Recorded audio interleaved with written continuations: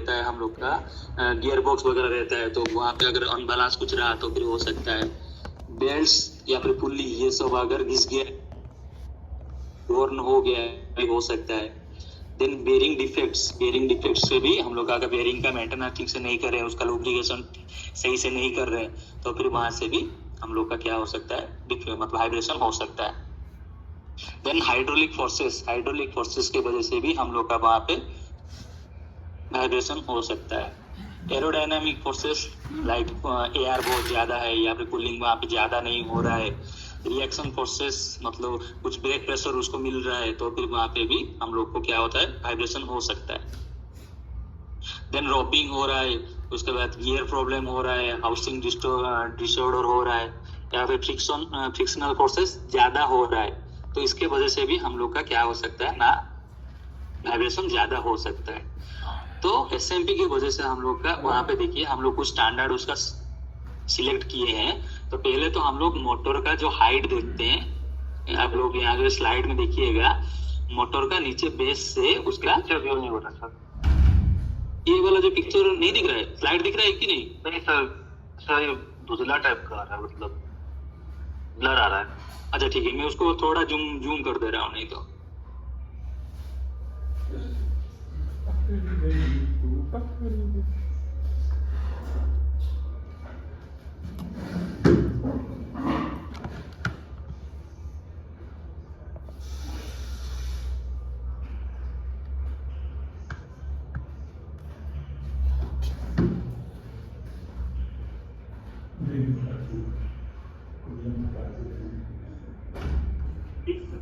अभी दिख रहा है? हेलो? No sir. रुकिए।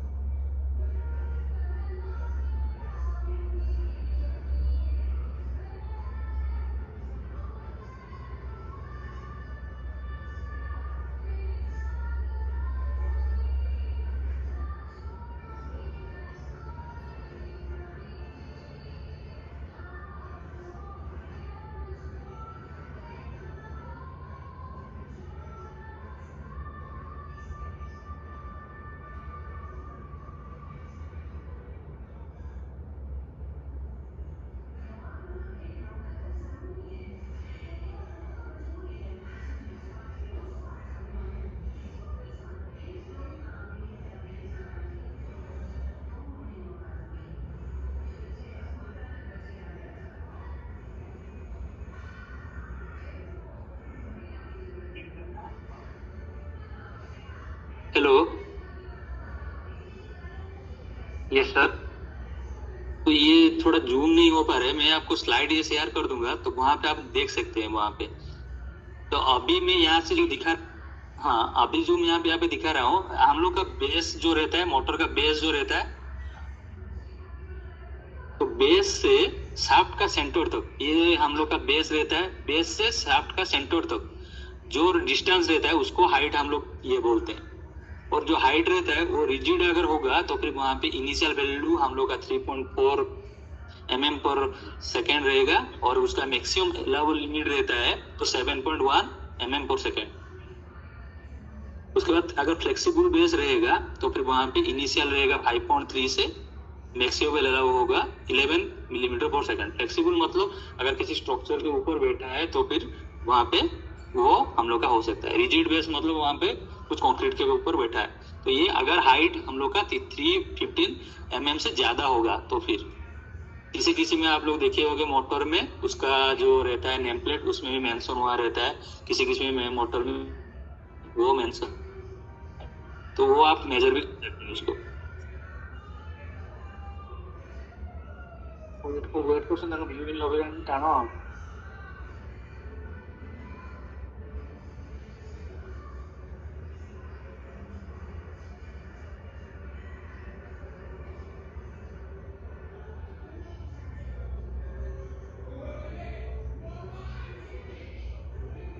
तो अभी हम लोग देखेंगे कि ये वाइब्रेशन तो हो गया, तो वाइब्रेशन की वजह से हम लोग जो मोटर को स्टोर करते हैं तो उसके ऊपर क्या इफेक्ट पड़ सकता है। एक मान के चलिए हम लोग एक मोटर को लाके हम लोग स्टोर कर रहे हैं या फिर किसी पे रख रहे हैं, यहाँ पे उसको मेंटेनेंस करेंगे या फिर उसको लगाएंगे नया तो इंस्टॉल करेंगे, तो फिर वहाँ पे कुछ स्टोर करने के लिए तो हम लोग चाहिए। तो ये हम लोग का एसएमपी में है। तो अगर कोई भी मोटर उसको कहाँ पे रखना है, कैसे रखना है, तो उसको पहले तो हम लोग उसको एक शेल्टर्ड प्लेस में रखेंगे जहाँ की वहाँ पे रेन वाटर वगैरह इंग्रेस नहीं हो सकता है। उसके बाद उसको गैस या फिर डस्ट एरिया में नहीं रखेंगे, जैसे कि कोल प्लांट हो गया, lime plant, sinter, pellet, dust, ये सब एरिया में हम लोग का क्या रहता है, डस्ट ज्यादा रहता है, तो वहाँ पे नहीं रखने। तो वहाँ पे अगर वहाँ पे उसको अगर रखना है तो वहाँ पे क्या करेंगे, उसको पॉलिथीन रैपिंग करके उसको रखना है अच्छे से। उसके बाद उसको मोटर को अगर हम लोग नीचे में रख देंगे तो क्या होगा ना, मॉइस्चर जो रहता है वो मॉइस्चर वहां से इंग्रेस हो जाएगा। तो फिर इसीलिए हम लोग क्या करते हैं ना, उसको वुडन ब्लॉक के ऊपर हम लोग उसको रखते हैं। नहीं तो उसके बाद वुडन ब्लॉक के ऊपर तो रख दिए, लेकिन वो वाला एरिया सही होगा या फिर नहीं होगा वो कैसे मालूम पड़ेगा, क्योंकि हम लोग उसको मान के चलिए पॉलिथीन में उसको रैप करके रख दिए। उसी टाइम में वो टेम्परेचर मान के चलिए एम्बिएंट टेम्परेचर उसका 45 है, लेकिन पॉलिथीन में उसको रैप करके रख दिए, उसका अंदर का टेम्परेचर कुछ होगा मान के चलिए 48, और बाहर में सर्दी का मौसम आ गया, बाहर में अभी 30 हो जा रहा है, तो फिर वहां पे क्या होगा, मॉइस्चर होने का चांसेस है। इसीलिए वहां पे हम लोग क्या करते हैं ना, तो इसीलिए वहां पे हम लोग स्पेस हीटर लगाते हैं। तो स्पेस हीटर लगाने से हम लोग का क्या होता है ना, हम लोग का मॉइस्चर हम लोग कंट्रोल कर सकते हैं।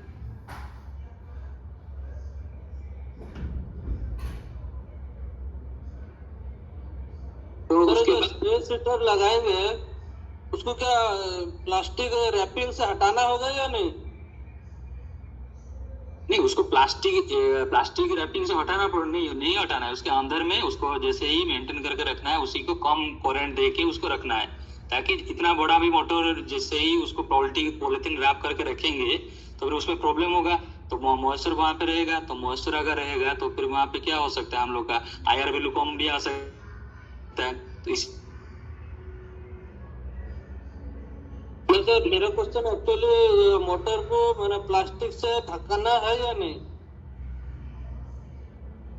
हाँ सर, ढकना तो है, क्योंकि अगर कहीं क्या हम लोग का यहाँ पे इंडस्ट्री तो डस्ट इंडस्ट्री है, तो वहाँ पे किसी के वजह से भी डस्ट अंदर इंग्रेस हो सकता है। मान के चलिए अभी आपका वहाँ पे स्टोर होके रह रहा है लिए 1 महीना या फिर 2 महीना के लिए, तो वहां पे तो हम लोग को रखना ही है। अगर स्टोर करके नहीं रखेंगे अच्छे से तो फिर क्या होगा, वहां पे तो डस्ट भी वहां से घुस सकता है अंदर, मॉइस्चर भी जा सकता है। तो इसीलिए वहां पे हम लोग क्या करते हैं ना, स्पेस हीटर भी लगा सकते हैं। नहीं तो वहां पे हम लोग क्या करते हैं, जो हम लोग का सिलिका जेल आता है वहां पे भी लगते हैं। वहां पे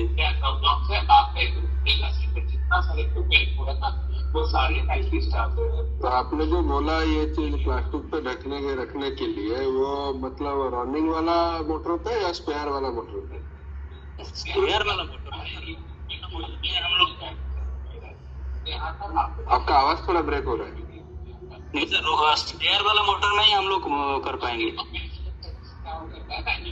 स्पेयर मोटर में क्या स्पेस हीटर को पावर देके रखेंगे, वही मैं बोल रहा हूँ। नहीं अगर बंद है तो फिर वहां पे नहीं।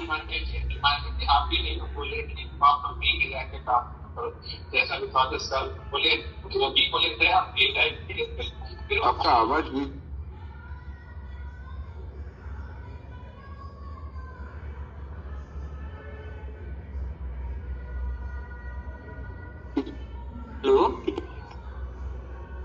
हेलो बोलो बोलिए कुछ बोल रहे थे वो। हम ये कह रहे थे कि आप बोले कि को पावर दे के रखना है, तो अगर मोटर स्पेयर में रखा हुआ है तो उसको भी क्या स्पेयर को पावर दे के रखेंगे? अगर मोटर स्पेयर में है तो फिर उसमें रखना है, स्पेयर में नहीं।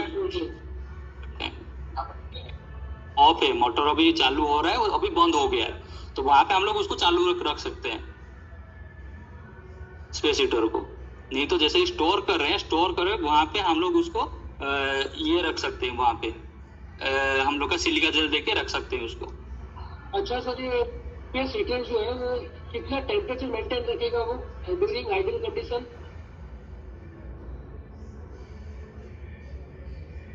तो जितना एम्बिएंट टेम्परेचर होगा उतना ही मेंटेन करके रखना है सर, ज्यादा नहीं रखना है। वो जितना एम्बिएंट टेम्परेचर होना चाहिए उतना ही रखना चाहिए सर। सर तो सिलिका जेल कहाँ पे रखेंगे उसमें? एक प्रोविजन तो होना चाहिए ना।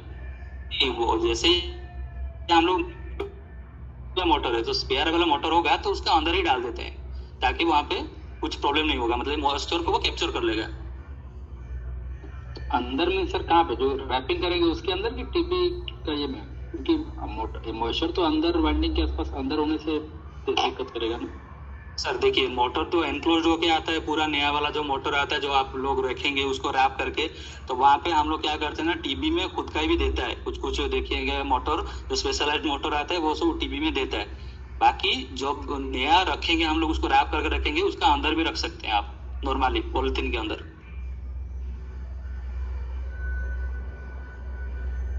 ठीक है सर?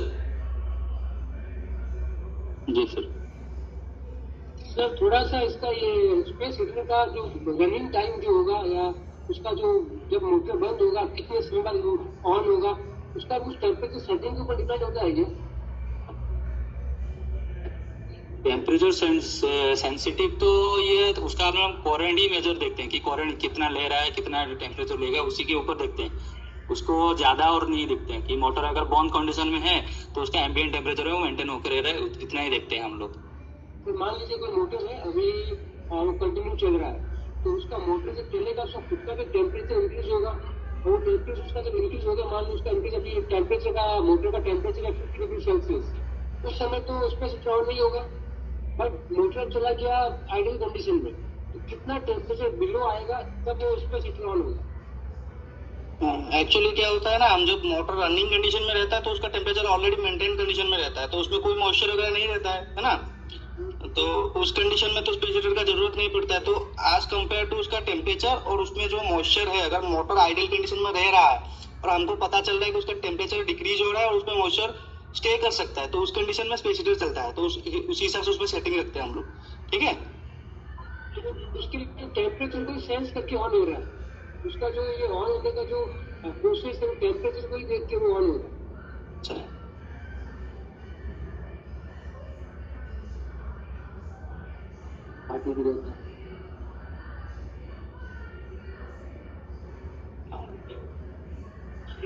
तो उसके बाद हम लोग देखते हैं कि मोटर को हम लोग क्या करते हैं ना, अगर ऐसे ही हम लोग क्या कर दिए ना 1 महीना या फिर 2 महीना ज्यादा हो गया, ज्यादा टाइम तक हम लोग उसको क्या करके रख दिए कि ऐसे ही आइडियल कंडीशन में रख दिए, तो फिर क्या होगा ना वहाँ पे तो हम लोग का जितना भी जो बेरिंग होता है, बेरिंग के नीचे पोर्शन में हम लोग का क्या होता है लोड आ जाएगा, तो बॉल के ऊपर लोड आ जाएगा तो वहाँ पे क्या होगा, वहाँ पे वो जो जोंक लगेगा या फिर बिगनिंग मार्क भी हो सकता है उसके अंदर में।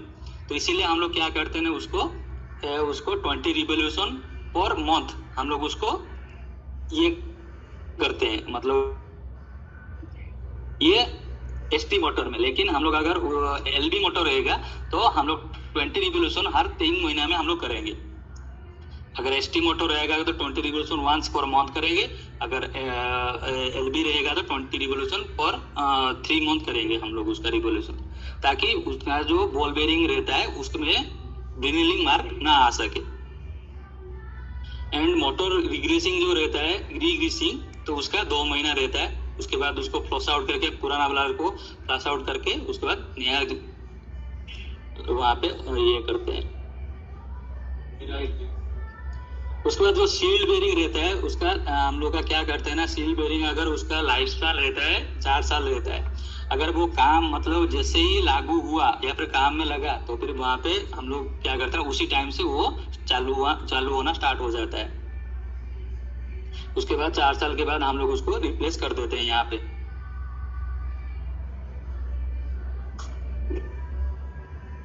और जैसे कि आप लोग बोल रहे थे कि motor TB should be covered with plastic to prevent ingress of moisture dust and moisture, तो वो तो हम लोग हमेशा कहाँ पे जैसे ही मेंटेनेंस में करते हैं, कोई भी पीएम में आप लोग अगर देखेंगे तो फिर वहाँ पे हम लोग क्या करते हैं ना, मोटर का टीबी को हम लोग अच्छे से वहाँ पे कवरिंग करते हैं प्लास्टिक से, और उसके बाद वहाँ पे और उसका ग्लैंडिंग भी देखते हैं, उसके ऊपर हम लोग और ये देखते हैं। हाँ, कोई हाथ उठाया है? Vishnu sir, hello. हाँ सर, ये मेरा क्वेश्चन था एक। हेलो। हाँ, बताइए बताइए सर। हाँ सर, जो हम लोग रीग्रेसिंग जो करते हैं मटर में, हाँ सर। जो आप बोले सर, जो 2 महीना में एक बार जो करते हैं, ओके सर। तो मोटर का नेम प्लेट में लिखा रहता है सर इतना ग्राम ग्रीस देना है, ठीक है सर? हाँ सर। हेलो। हाँ, बताइए बताइए। तो उतना क्वांटिटी देंगे ना? टोटल 2 महीने में जो एक बार करेंगे, पूरा टोटल ओल्ड ग्रीस को निकाल के पूरा देना है?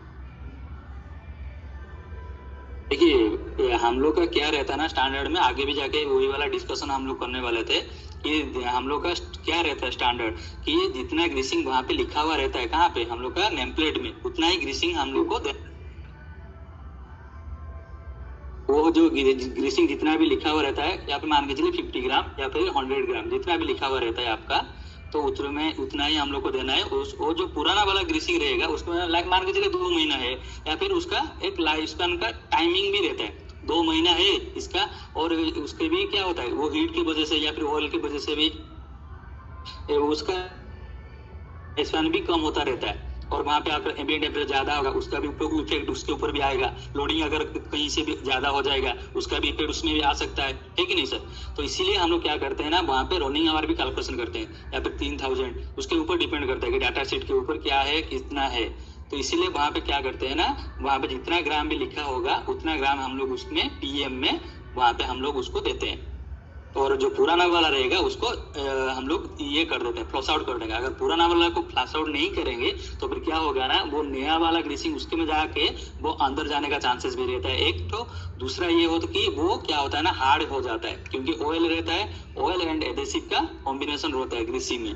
तो ऑयल तो वहां पे क्या होता है, धीरे धीरे वो तो बह जाता है या फिर कहीं से भी सूख जाता है। एडेसिव क्या होगा ना, हार्ड हो जाएगा हीट की वजह से। तो जैसे ही एडेसिव हीट हो जाए, हार्ड हो जाएगा, तो फिर वो फ्लश आउट नहीं हो पाएगा।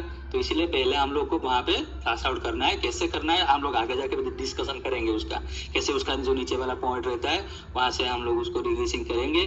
उसको करने के बाद हम लोग उसमें जितना ग्राम का चाहिए, नेम प्लेट में जितना ग्राम ही मेंशन होगा उतना ग्राम ही देते हैं सर, ठीक है? ओके। तो जो पुराना ग्रीस को जो हटाना है वो किस मैंने मोटर मैंने जब रनिंग नहीं रहेगा उस टाइम में? ये सर मोटर जब रनिंग नहीं होगा उसी टाइम में हम लोग उसको निकाल लेंगे। ओके, ठीक है। और ग्रीसिंग तो रनिंग कंडीशन में देना है? देखिए, हम लोग का नॉर्मल प्रैक्टिस रहता है कि मोटर को या फिर 10 रिवोल्यूशन या फिर 20 रिवोल्यूशन, अगर बड़ा वाला मोटर रहेगा, अगर मान लीजिए 10 to 20 रिवोल्यूशन के अंदर ही उसको ग्रीसिंग करना है, ताकि यूनिफॉर्मली डिस्ट्रीब्यूट हो सके। लेकिन ज्यादातर अगर लोड के साथ कनेक्टेड है, हम लोग उसको क्या कर सकते हैं, ग्रीसिंग नहीं कर पा रहे हैं, तो अभी ऑनलाइन ग्रीसिंग में कुछ आ रहा है। बड़ा मोटर जो आता है वो ऑनलाइन ग्रीसिंग भी होता है, कि मोटर चलता रहेगा और ग्रीसिंग हम लोग करते रहेंगे। उसका दूसरा अरेंजमेंट रहेगा, उसमें ग्रीसिंग बॉक्स रहेगा, ग्रीसिंग बॉक्स में हम लोग इस पे डालते जाएंगे, वो ऑटोमेटिकली वहां पे ग्रीसिंग होता रहेगा। और दूसरा वाला जो आता है उसमें क्या होता है ना, अगर मोटर लोड के साथ कनेक्टेड है तो फिर वहां पे हम लोग क्या कर सकते हैं, सिंपली वहां पे जाके फ्लश आउट करके वहां पे विदाउट लोडिंग कंडीशन में या फिर विदाउट रनिंग कंडीशन में हम लोग उसको ग्रीसिंग कर सकते हैं, ठीक है सर? तो मतलब दो रनिंग और स्टैंडिंग कंडीशन में कर सकते हैं लोड के हिसाब से? एज कम्पेयर टू लोड, उस हिसाब से आप लोग कर सकते हैं। ओके, ठीक। नीरज सर, आपका कुछ क्वेश्चन है? जी सर, सर मेरा सवाल है कि ड्रेन करना चाहिए या फिर लगा हुआ रहना चाहिए? हम लोग ग्रीस करने के बाद ड्रेन नेट खोल देते हैं, तो हमेशा परमानेंटली इसको हम लोग खुला रखें या फिर ये ग्रीसिंग के बाद इसको मैं लगा दूं? देखिए सर, हाँ, ड्रेसिंग जो हम लोग अब जो ये भाल्व है उसको क्या करना चाहिए, आपके हिसाब से क्या करना चाहिए सर?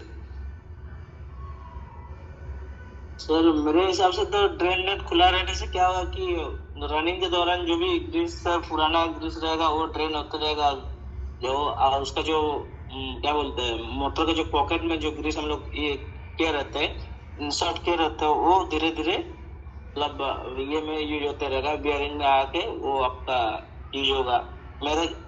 मेरा हिसाब से सर, जैसे जहाँ तक मुझे पता है मतलब। तो मान के ठीक है सर। हाँ सर, ठीक है सर।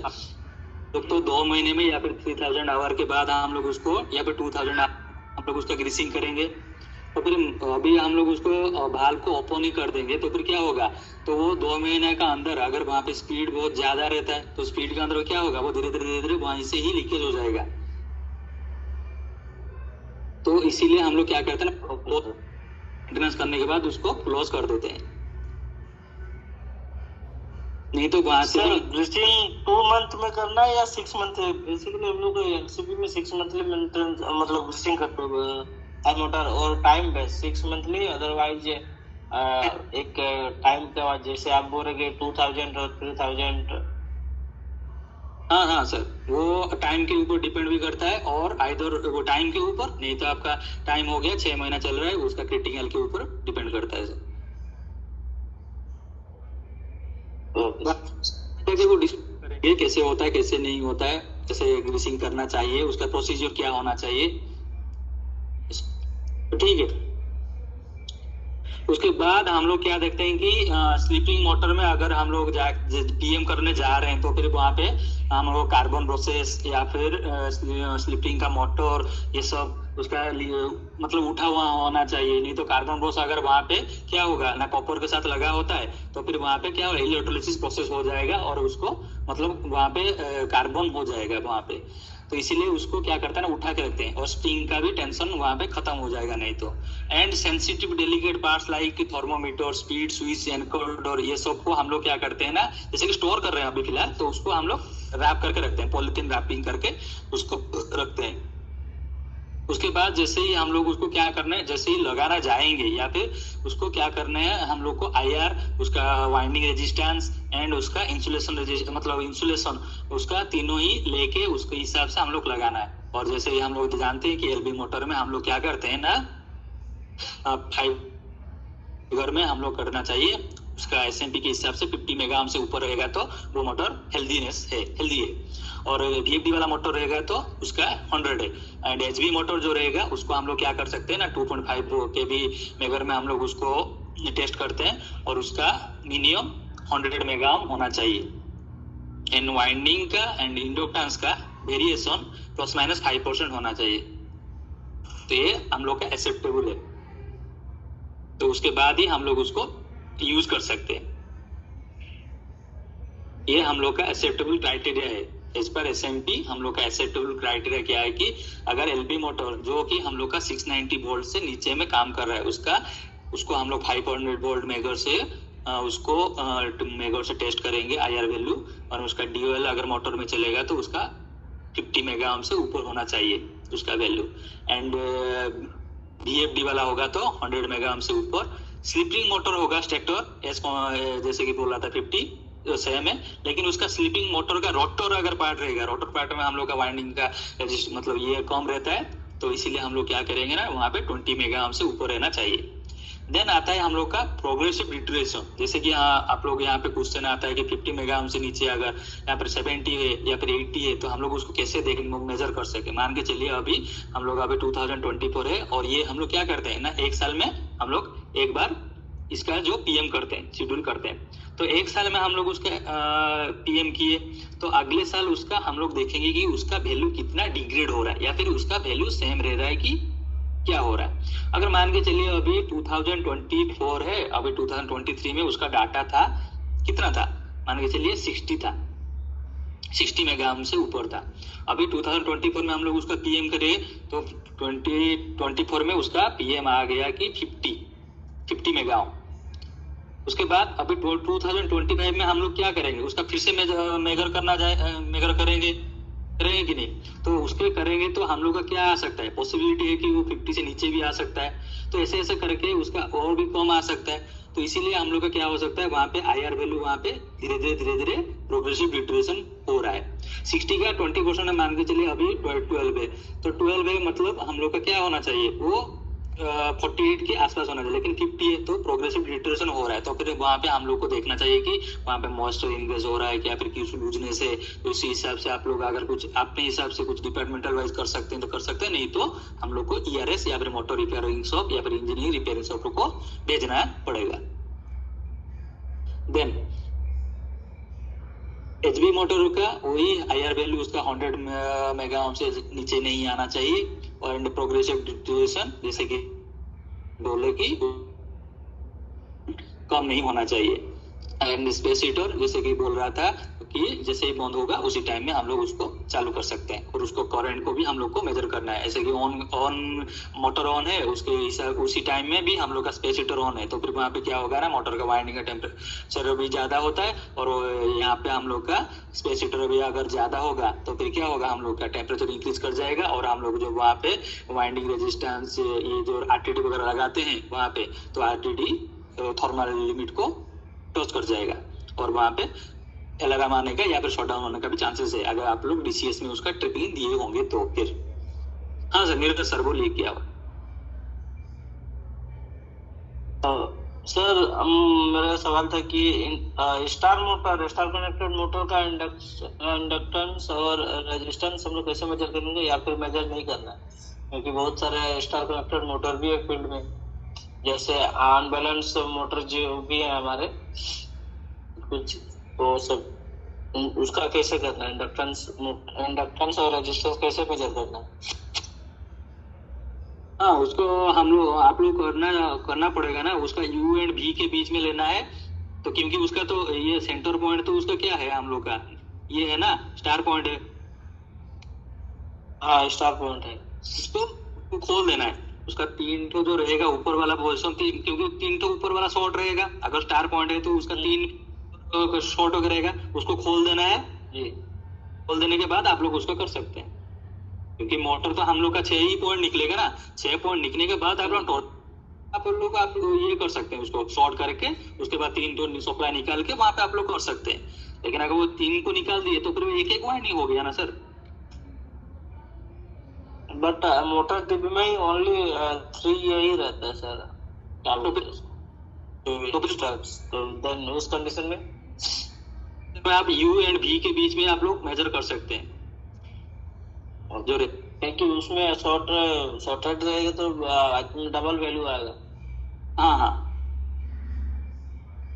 तो वैसे भी मेजर कर सकते हैं, क्योंकि सेफ क्लोजिंग के दौरान मतलब डालना पड़ता है ना रेजिस्टेंस वैल्यू, इंडक्टेंस वैल्यू, इसलिए मैं पूछ रहा था। हाँ, तो ERS में भी चेक होता है ये वाला, मतलब मोटर रिपेयरिंग शॉप जो बोलते हैं आप। हाँ जी जी।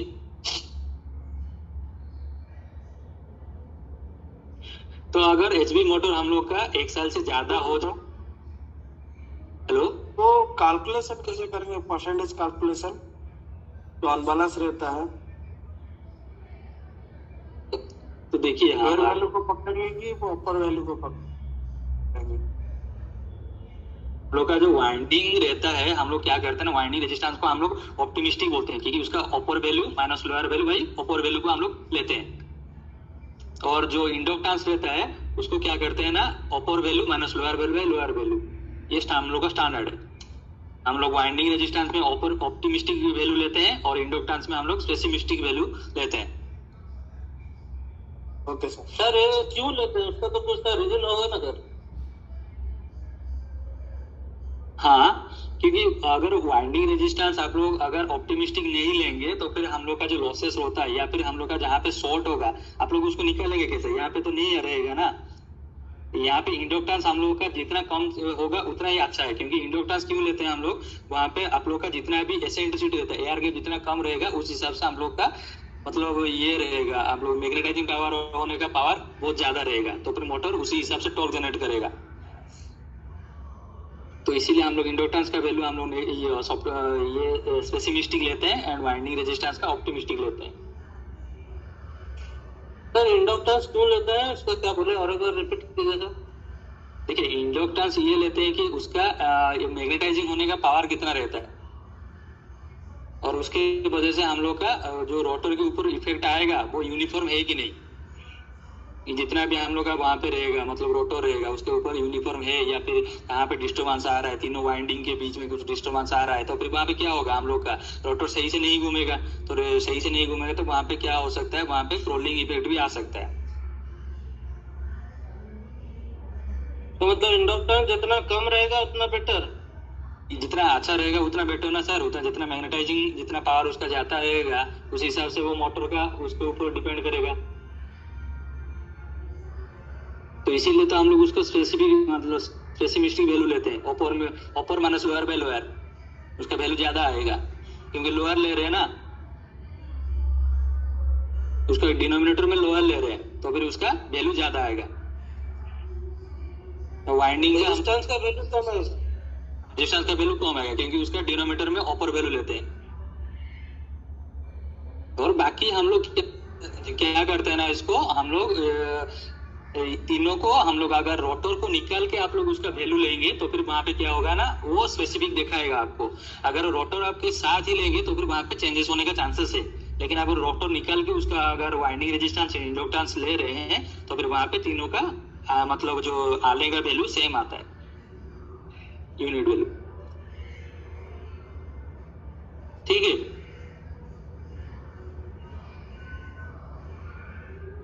हेलो, ठीक है, ओके। हाँ, जो लोग अपने जीमेल आईडी से ज्वाइन कर रहे हैं काइंडली वो अपने चैट बॉक्स से अपना थोड़ा ये लिख लीजिए, थोड़ा पर्सनल नंबर थोड़ा लिख लीजिए क्योंकि नहीं तो अटेंडेंस देना बहुत प्रॉब्लम होता है। ठीक है, तो फिर आगे बढ़ते हैं हम लोग। तो एमएसडी के टाइम में जो मेजर शटडाउन होता है उसी टाइम में हम लोग क्या करना पड़ता है कि मोटर का बॉडी एंड टीबी उसका क्लीनलीनेस एंड ड्राई हम लोग चेक करते हैं क्योंकि वहाँ पे बहुत सारा एजेंसी भी काम करता है, मैकेनिकल हो गया और सिविल हो गया, वो सब भी काम करते रहते हैं। तो फिर वहाँ पे हम लोग को क्लीन एंड ड्राई देख चेक करना है। उसके बाद वाइंडिंग एंड इंडक्टेंस वैल्यू जैसे कि हम लोग पीएम में करते हैं उसी हिसाब से हम लोग को वहाँ पे करना है।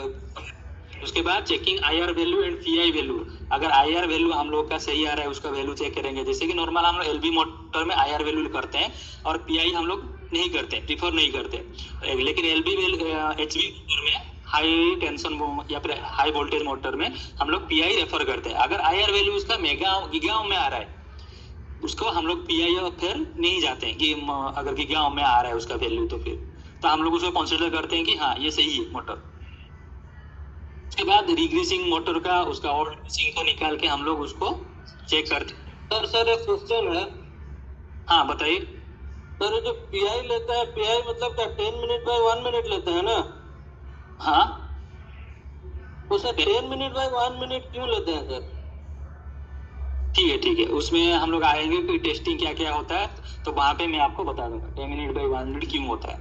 ठीक है, ओके, ठीक है। देन उसके बाद हम लोग क्या करते हैं ना, मोटर का जैसे कि हम लोग एब्नॉर्मल नॉइज या फिर मोटर का बेयरिंग का कैसे साउंड हो रहा है उसको नॉर्मल स्पीड में हम लोग उसको रोटेट करके भी हम लोग देख सकते हैं। देन एलटी मोटर में हम लोग का देखिए मोटर का टेम्परेचर कितना होना चाहिए, 20 डिग्री से ज्यादा नहीं होना चाहिए। हम लोग उसको टेम्परेचर गन या फिर थर्मल इमेजिंग से हम लोग उसको चेक कर सकते हैं। उसी हिसाब से वो हम लोग आप लोग आरटीडी से भी ले सकते हैं उसका, अगर और आरटीडी से अगर ले रहे हैं तो उसका वैल्यू कितना होना चाहिए, 110 से ज्यादा नहीं होना चाहिए, उसका ट्रिपिंग लिमिट 110 है। और उसके बाद हम लोग का बेरिंग टेम्परेचर इंडिकेटर, तो बेरिंग बीटीडी जो रहता है हम लोग का, तो वो हम लोग का बेरिंग में लगा हुआ रहता है, उसमें हम लोग का 80 डिग्री अगर बीटीडी लगा है तो 80 डिग्री से ट्रिपिंग है, 80 डिग्री से ज्यादा नहीं होना चाहिए।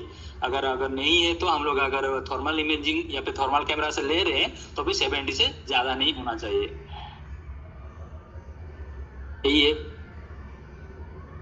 उसके बाद हम लोग अगर नॉर्मली ओवरऑलिंग करते हैं, मिनिमम टाइम 4 साल रहता है एंड मैक्सिमम उसको 7 साल में ही हम लोग उसको ओवरऑलिंग करते हैं। कोई भी मोटर रहेगा तो अगर सील्ड वाला बेरिंग रहेगा तो 4 साल में हम लोग उसको क्या करते हैं ना, मतलब जो उसका बेरिंग रहता है उसको रिप्लेस करते हैं और नया वाला बेरिंग वहां पे डालते हैं। और उसके बाद एसटी मोटर रहेगा तो फिर हम लोग क्या करेंगे, सेम है उसका। फील्ड बेयरिंग नहीं रहेगा तो क्या 7 साल? नहीं, उसको 4 साल से 7 साल के अंदर करना है। 7 साल आपका मैक्सिमम है और 4 साल आपका मिनिमम है। आप लोग मान के चलिए अभी अवेलेबिलिटी नहीं है या फिर मोटर का अभी कंडीशन सही है, तो फिर वहां पे ओवरऑलिंग करने का कुछ मतलब इम्पोर्टेंस ज्यादा नहीं है। तो फिर आप लोग 7 साल के अंदर कर सकते हैं। वो आप लोग 5 साल भी कर सकते हैं, 6 साल में भी कर सकते हैं, लेकिन 7 साल के अंदर कर सकते हैं। अगर मान के चलिए आपका सील्ड बेयरिंग है तो फिर उसको 4 साल में ही तो करना है। ठीक है सर, ठीक है। तो मोटर का टेम्परेचर अगर एसटी मोटर रहेगा तो फिर वहां पे हम लोग, हेलो, बोलिए सर। तो सर बोले सील्ड बेयरिंग अगर नहीं है तो उसको क्या 4 साल के ऊपर और 7 साल के अंदर? अगर सील्ड बेयरिंग नहीं हो तो फिर हम लोग 4 साल से ऊपर एंड 7 साल से नीचे में भी कर सकते हैं। अगर सील्ड बेयरिंग रहेगा तो उसको 4 साल में करना है, क्योंकि जो सील्ड बेयरिंग रहता है उसका खुद का लाइफ स्पान 3 साल रहता है। नहीं, सील्ड बेयरिंग का तो पता चल गया जो कि 4 साल में कम करना है कंपलसरी। मतलब सील्ड बेयरिंग नहीं है तो नॉर्मल बेयरिंग है तो 4+7 से कम होना चाहिए। 4 साल से ज्यादा, 7 साल से कम। Yes sir, yes sir. और ओके सर। तो अगर मोटर में हम लोग क्या करते हैं ना, अर्थिंग करते हैं, तो फिर मोटर में अर्थिंग हम लोग क्या करते हैं ना, 2 पॉइंट अर्थिंग करते हैं। एक तो आप लोग को सभी पता होगा कि 2 पॉइंट अर्थिंग क्यों करते हैं, फिर भी बता दे रहा हूँ कि 2 पॉइंट अर्थिंग पहले तो हम लोग को डिस्चार्ज पाथ हम लोग को ज्यादा मिलता है, पैरेलल पाथ 2 मिल जाता है तो फिर डिस्चार्ज जल्दी हो जाएगा। सेकंड, वो क्या करता है, रिलायबिलिटी भी हम लोग का ज्यादा होता है, तो वहां पे भी हम लोग क्या कर सकते हैं ना, इसीलिए हम लोग 2 पॉइंट अर्थिंग करते हैं।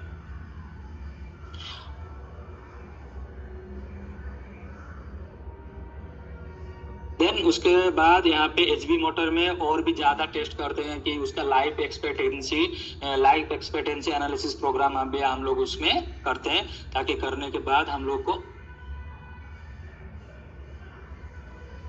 तो डिफरेंट उसमें टेस्टिंग वगैरह रहता है। उसमें वाइंडिंग, रेजिस्टेंस, इंडक्टेंस भी लेते हैं एंड उसके बाद हम लोग पोलराइज इंडेक्स भी लेते हैं। उसको वैल्यू लेके हम लोग, और जो पोलराइज इंडेक्स वैल्यू रहता है वो क्या होना चाहिए।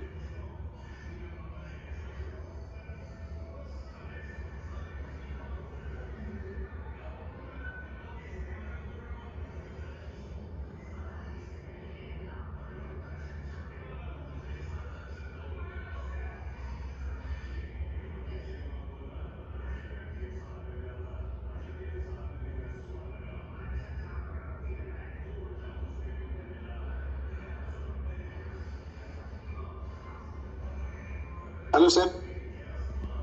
हाँ हेलो। हाँ सर, ये बोल रहा था ये, हेलो बोलिए। ये सर पीपीटी मिल जाएगा क्या मेल में सर? हाँ, मेल में तो नहीं, मैं ये चैट बॉक्स में डाल दूंगा, तो जिसको जरूरत है तो वो यहीं से डाउनलोड कर लीजिएगा थोड़ा। Okay sir, thank you sir, बहुत जरूरी है सर डाउनलोड करना। हाँ ठीक है। तो उसके बाद आप लोग देखिए कि वाइब्रेस ये करेंगे। उसके बाद हेल्दीनेस और प्रोटेक्शन रिले, तो रिले जो हम लोग लगाते हैं वहाँ पे, तो उसको क्या करना है ना, 2 साल में एक बार उसको 2 साल में एक बार उसको चेक करना है कि उसका वैल्यू सही है कि नहीं है। तो रहता है कि हम लोग का अगर मल्टी फंक्शन रिले है तो वहाँ पे एक्सटर्नल ये करके हम लोग कर सकते हैं, नहीं तो हम लोग उसका सेटिंग को कम करके उसको हम लोग चेकिंग कर सकते हैं कि उसका मान के चलिए अभी उसको 50% में देना है या फिर 30% में दे के ही उसको नॉर्मल लोड में उसको ट्रिपिंग करा सकते हैं कि उसको ओवरलोडिंग में ट्रिप हो रहा है कि नहीं हो रहा है, कैलकुलेशन के हिसाब से।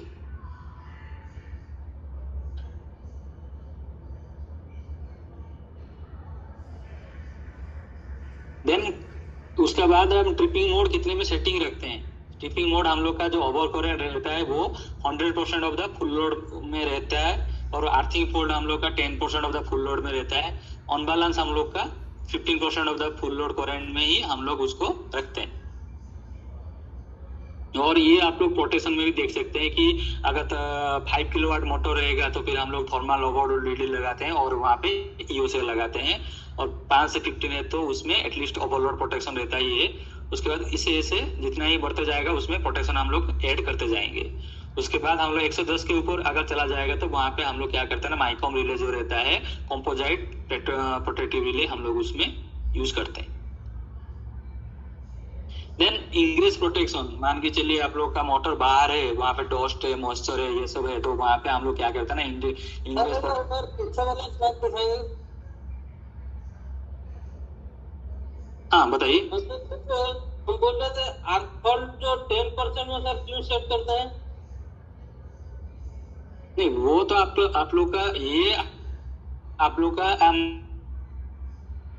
आपको मान के चलिए अभी आपका प्रोसेस क्रिटिकल है, तो वहां पे भी आप लोग उसको कम भी कर सकते हैं, उसको ज्यादा भी कर सकते हैं, उसके आपका प्रोसेस की क्रिटिकलिटी के ऊपर डिपेंड करता है। ये हम लोग का स्टैंडर्ड है कि 10% में रखना ही है, और ये हम लोग का जो सेंट्रल टीम रहता है वो उसको फाइनलाइज करते हैं। ये सब तो मतलब ओवर करंट 100% जो स्टैंडर्ड बना है उससे भी कम रख सकते हैं या नहीं सर? ओवर करंट मान के चलिए हम रनिंग करंट तो हम लोग का जितना में ही रहेगा, क्योंकि रनिंग करंट जो रहेगा वो तो फुल लोड करंट से ज्यादा नहीं जाएगा, तो इसीलिए क्या करते हैं ना, ओवर करंट हम लोग का फुल लोड करंट से मतलब ज्यादा ही रखते हैं, हम लोग उसमें 100% फुल लोड करंट में ही रखते हैं। अगर 8 वोल्ट आप लोग बोल रहे हैं कि उससे नीचे कर देंगे तो वो बहुत ज्यादा सेंसिटिव हो जाएगा, और सेंसिटिव हो जाने के बाद कोई से भी थोड़ा सा भी लीकेज करंट फ्लो होगा ना तो फिर वहां से ट्रिप हो जाएगा, तुरंत ही ट्रिप हो जाएगा, और बार बार कितना आप लोग जाके उसको सेटिंग को चेक करेंगे, उसको रिसेट करेंगे, इसीलिए हम लोग उसको 10% में ही रखते हैं। और डिफरेंट एरिया में उसको प्रोसेस क्रिटिकलिटी के ऊपर भी डिपेंड करके भी हम लोग उसको सेटिंग को चेंज कर सकते हैं। और सर जो अनबैलेंस, हाँ अनबैलेंस, अगर फेज अनबैलेंस हो रहा है, किसी फेज में अगर कम ज्यादा बेसी लोड ले रहा है तो उसको हम लोग 15% में ही रखते हैं, उससे कम हो जाएगा तो वो 8 वोल्ट में चला जाएगा, तो इसीलिए हम लोग अनबैलेंस अगर 15% में ही रखते हैं वहां पे। से ऊपर में रख सकते हैं या नहीं सर? हाँ तो बोल रहे कि ये ड्राइव ड्रिवन मोटर में दे सकते हैं अनबैलेंस, फेज अनबैलेंस? तो वो तो ड्राइव्स वाला में आप लोग का ड्राइव्स में देखिएगा तो वहाँ पे वो खुद का ही प्रोटेक्शन रहता है, तो वहाँ पे भी आप लोग, लेकिन एक तो रिले हम लोग लगाए थे नया, मतलब पुराना खराब हो गया तो नया चेंज किए थे, उसमें जैसे 50% तक दिए तभी भी ट्रिप किया ड्राइव, मतलब ड्राइव ट्रिप नहीं, मतलब ये आपका प्रोटेक्शन के लिए ट्रिप कर गया।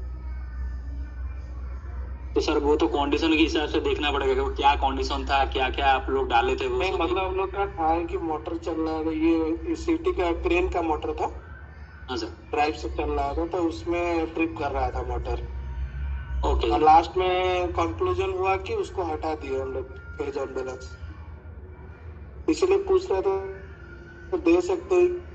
वो तो फेज अनबैलेंस वहाँ पे आप लोग दे सकते हैं, क्योंकि फेज अनबैलेंस रहेगा तो वहाँ पे डिस्टोर्शन होगा ही होगा, तो वहाँ पे भी देते ही भी है, क्योंकि वो ड्राइव वहाँ पे अगर चेंज होता है तो क्योंकि वो स्विचिंग होता है ना, तो वो इसीलिए तो उसको हटाया गया कि बार बार ट्रिप कर जा रहा था, क्योंकि बहुत जगह में क्या होता है ना, वो स्विचिंग जो होता है वो स्विचिंग की स्पीड अगर सही से नहीं रहेगा, अगर ऑन मैच रहेगा तो फिर वहाँ पे भी आप लोग का क्या होगा ना, तुरंत ही ट्रिप करवा देगा, फेज ऑन बैलेंस डिटेक्ट कर लेगा। लेकिन आपका स्विचिंग अगर सही है तो फिर वहाँ पे आप तो मतलब ड्राइव वाला में दे सकते हैं कि नहीं दे सकते? स्विचिंग तो एबीबी का ड्राइव है, एसीएस 800 में ट्रिप किया, 880 में भी ट्रिप किया, मतलब हम लोग का स्पेयर ड्राइव था, दोनों में ट्रिप किया, तो फिर वहाँ पे अगर ये होते तो फिर नहीं देना चाहिए, भी नहीं दे सकते वहाँ पे, क्योंकि वहाँ वही चीज हम हटा दिए। हमको लगा कि ड्राइव ब्रेकिंग करता है तो फेज में डिफरेंट करंट पेज के उसको ब्रेकिंग करता है, ऐसे करता है, इसलिए उसको हटा दिया लास्ट में। हाँ मैं तो वही बोल रहा हूँ कि ये ड्राइव में यही वाला प्रॉब्लम है, इसका रीजन यही है। उसके बाद क्रिटिकल के ऊपर डिपेंड करता है कि आपको रखना है कि नहीं रखना है, उसको आप लोग बढ़ा के भी रख सकते हैं कि 15 के बदले में 20 भी रख सकते हैं आप लोग उस हिसाब से, लेकिन स्टैंडर्ड आप हम लोग का यही हम लोग 50-60 तक गए थे तभी भी ट्रिप किया, इसलिए हटा दिया। अच्छा तो ठीक है, तो ये वाला आप लोग थोड़ा ड्राइव वाला जो सेशन वेबिनार रहेगा नेक्स्ट सेशन में, तो ये वहाँ पे थोड़ा साथ से डिस्कशन कर लीजिएगा थोड़ा, ठीक है? ठीक है सर, ओके सर जो रिले में जैसे सपोज कहीं REM 615 रिले है सर, तो हम लोग को उसका सेटिंग पैरामीटर मिल जाएगा कि सर हम लोग सपोज करिए एसटी मोटर में 650 किलोवाट का, तो हाँ। मुझे उसका पैरामीटर होना चाहिए REF 615 में कि हम लोग इस रेंज में इतना पैरामीटर होना चाहिए। तो वो सर आपके पास पैरामीटर शीट होगी सर जो हम लोग को मिल जाए? नहीं, वो देखिए वो लोकेशन के हिसाब से वो डिपेंड करता है। लोकेशन आपका डिपार्टमेंट को मतलब उस हिसाब से आप लोग का सेटिंग चेंज होता रहता है। तो वो स्पेसिफिक आप लोग का सेंट्रल टीम के पास रहता है और आपका हेड के पास रहता है। वो आप उनसे कंसल्ट करके ले लीजिएगा थोड़ा। मेरे पास उसका स्टैंडर्ड नहीं है तो वो आपको वहां से कलेक्ट करना पड़ेगा सर। Okay sir. हाँ, क्योंकि मैं भी उनसे 2-3 बार मतलब मांगा हूँ, लेकिन वो बोले कि ये डिफरेंट मतलब लोकेशन के वाइज वहाँ पे सेटिंग चेंज होता रहता है। आपको इतना चाहिए, उसका इतना चाहिए, उसका प्रोसेस क्रिटिकलिटी के ऊपर डिपेंड करता है। तो उस हिसाब से वो लोग मतलब उसको डिजाइन करते हैं। उसका लोड फ्लो कितना होगा, उस हिसाब से आप लोग का सेटिंग कितना बैठेगा। उसका वहाँ पे हार्मोनिक्स भी मतलब उसको भी कैलकुलेशन करते हैं, वहाँ पे हार्मोनिक्स है या फिर नहीं है। तो वहाँ पे सारा चीज देख के ड्राइव्स कितना है, PLC कितना है, वो सब देख के ही उस लोग पूरा कैलकुलेशन करके भी वहाँ पे रिले लगाते हैं। नहीं तो जैसे कि बोल रहे कि 15% में आप लोग देखे होंगे और वहाँ पे 20% में वो ट्रिप करता है। तो इसीलिए तो आप लोग थोड़ा उनसे ये मांग लीजिएगा तो वो आपको सही से डाटा देख पाएंगे पूरा। सर इसका कोई आप लोग सेशन होगा क्या सर? ये जो सेटिंग्स करते हैं तो इसका कोई सेशन मिल जाता तो बहुत बढ़िया होता सर। हाँ, आप लोग भी थोड़ा जनवरी में उसका सेशन है, उसका रिले के ऊपर एक सेशन होगा सर। Okay sir. तो अभी थोड़ा मोटर के ऊपर देखिए कि उसमें मोटर में इंग्लिश प्रोटेक्शन में क्या क्या रहता है। उसमें फर्स्ट डिजिट जो रहता है वो सॉलिड ऑब्जेक्ट के लिए रहता है एंड सेकंड डिजिट जो रहता है वहाँ पे लिक्विड ऑब्जेक्ट के लिए रहता है। और उसमें देखिए कि 1 रहता है जो against solid object over 15 mm, उसका साइज के ऊपर डिपेंड करता है। और बाकी जो लिक्विड में रहता है वहाँ पे आप मतलब स्पेस स्पीड से आ रहा है, स्पेस जेट स्पीड्स में आ रहा है, या फिर वहाँ पे थोड़ा टाइम के लिए वहाँ पे अंदर घुस गया उसका, उस पे ऊपर वो प्रोटेक्शन दे सकता है कि नहीं दे सकते, वो आप लोग यहाँ से चार्ट में भी देख सकते हैं, ये वाला चार्ट में। और ये हम लोग यहाँ से 69 तक हम लोग अभी तक प्रोटेक्शन है। और आप लोग देखिएगा जो मोबाइल वगैरह आता है, जो कॉस्टली आता है, वो 69 तक दे सकते हैं। उसके ऊपर नहीं तो मोटर पे इतना ज्यादा नहीं आता है हम लोग का। तो जैसे कि हम लोग बोलते हैं कि लाइफ एक्सपेक्टेंसी टेस्ट हम लोग का मोटर का कितना मतलब एक मोटर को हम लोग क्या करते हैं ना, उसका लाइफ स्पैन कितना है, कितना दिन में वो खराब होगा, उस हिसाब से हम लोग को स्पेयर मैनेजमेंट करना पड़ेगा। तो ज्यादातर हम लोग LV मोटर जो रहेगा वो तो कम कॉस्टली आता है, लेकिन जो HT मोटर रहता है वो तो बहुत ज्यादा कॉस्टली आता है। तो वहाँ पे हम लोग क्या करते हैं ना, लाइफ एक्सपेक्टेंसी टेस्ट करते हैं उसका, तो कितना दिन के लिए वो उसका स्ट्रेस लेवल कितना है। तो ये आप लोग देख रहे होंगे उसका स्ट्रेस लेवल। यहाँ पे जो ग्रीन कलर का आप लोग का ये दिख रहा है ना, ये वाला ब्लू कलर का, ये स्ट्रेस लेवल है उसका।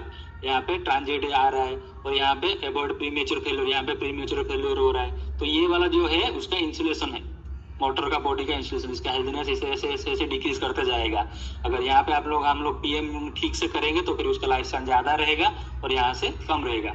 तो जैसे कि आप लोग बोल रहे थे कि क्या क्या इसमें टेस्टिंग हम लोग करते हैं नॉर्मली, जो जैसे कि हम लोग PM में करते हैं, ऐसे ही यहाँ पे भी वाइंडिंग का रेजिस्टेंस, इंडक्टेंस लेते हैं। उसके बाद यहाँ पे पोलराइजेशन करंट लेते हैं, जो PDCA करते हैं। पोलराइजेशन इंडेक्स में क्या होता है ना, उसमें डाइलेक्ट्रिक एब्जॉर्प्शन रेशियो लेते हैं हम लोग।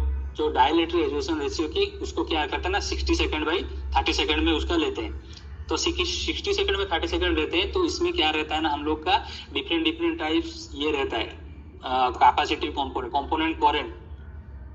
ऑफ करंट डिफरेंट टाइप का रहता है।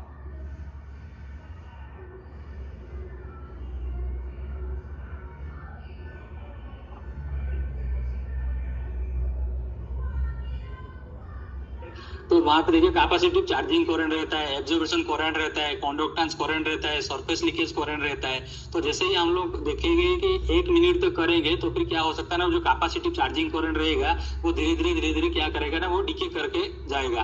तो इसीलिए वहां पे हम लोग को वो रेजिस्टिव वैल्यू मिल जाएगा 1 मिनट के बाद। इसीलिए हम अगर करते हैं तो उसके बाद 1 मिनट के बाद ही हम लोग उसको वैल्यू को हम लोग कंसिडर करते हैं, ताकि हम लोग को प्योर रेजिस्टिव वैल्यू मिल सके उस हिसाब से। और वो जो 10 मिनट का आप जो बोल रहे थे, वो धीरे जो जितना भी हम लोग का सरफेस लीकेज, क्योंकि जितना भी हम लोग का ये रहता है उसका जो वाइंडिंग करते हैं, वाइंडिंग के उसके ऊपर जो हम लोग क्या करते हैं, डिफरेंट टाइप्स का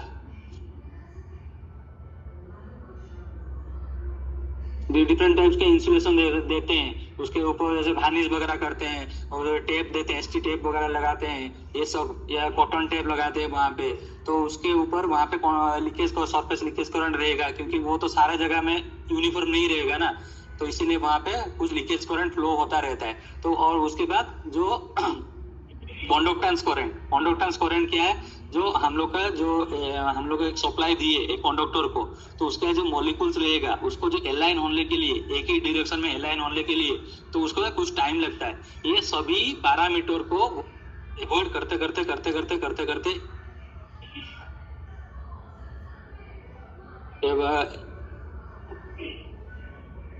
इको हो रहा है क्या? हेलो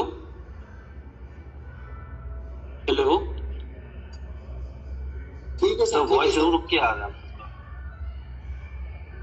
अभी आ रहा है ठीक से? अब थोड़ा ठीक है। ठीक है। तो ये सब जो पैरामीटर है, ये पैरामीटर सभी को धीरे धीरे इंक्रीज करते उसको एटलीस्ट 10 मिनट्स लग जाता है। तो यही जो पैरामीटर को हम लोग क्या करते हैं ना, पीआई वैल्यू उसका लेते हैं। तो पीआई वैल्यू जो रहता है, जो पोलराइजेशन इंडेक्स वैल्यू जिसको बोलते हैं, उसको 10 minute value divided by 1 minute value लेते हैं हम लोग का, उसका आईआर वैल्यू। उसके बाद हम लोग उसको क्या करते हैं ना, स्टेप ऑफ वोल्टेज भी करते हैं। स्टेप ऑफ वोल्टेज क्या रहता है ना, धीरे धीरे ग्रेजुअली इनको डिफरेंट पैरामीटर्स में 1 to 5 पैरामीटर्स में उसको क्या करेंगे ना, 25% का इंक्रीज करते हाई वोल्टेज में जाएंगे। जिससे ही हम लोग का जितना भी वोल्टेज आएगा, लाइटनिंग सोर्सेस आएगा, उसको वो एब्जॉर्ब, मतलब उसको वो ये सस्टेन कर सके। इसीलिए वहां पे हम लोग क्या कर सकते हैं, स्टेप वोल्टेज टेस्ट भी करते हैं वहां पे।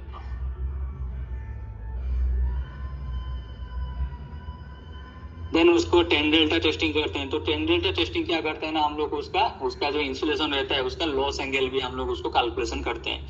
उसके बाद पार्शियल डिस्चार्ज मेजरमेंट भी करते हैं वहाँ पे। पार्शियल डिस्चार्ज मेजरमेंट से हम लोग को मालूम पड़ता है कि कितना हम लोग का बाहर से मतलब डिक्रीज हो रहा है, हम लोग का पार्शियल डिक्रीज ये हो रहा है। और पार्शियल डिस्चार्ज होगा तो हम लोग का तो इंसुलेशन उसका डिग्रेड होगा। तो डिग्रेड होने से वजह से हम लोग का क्या लीकेज भी हो सकता है।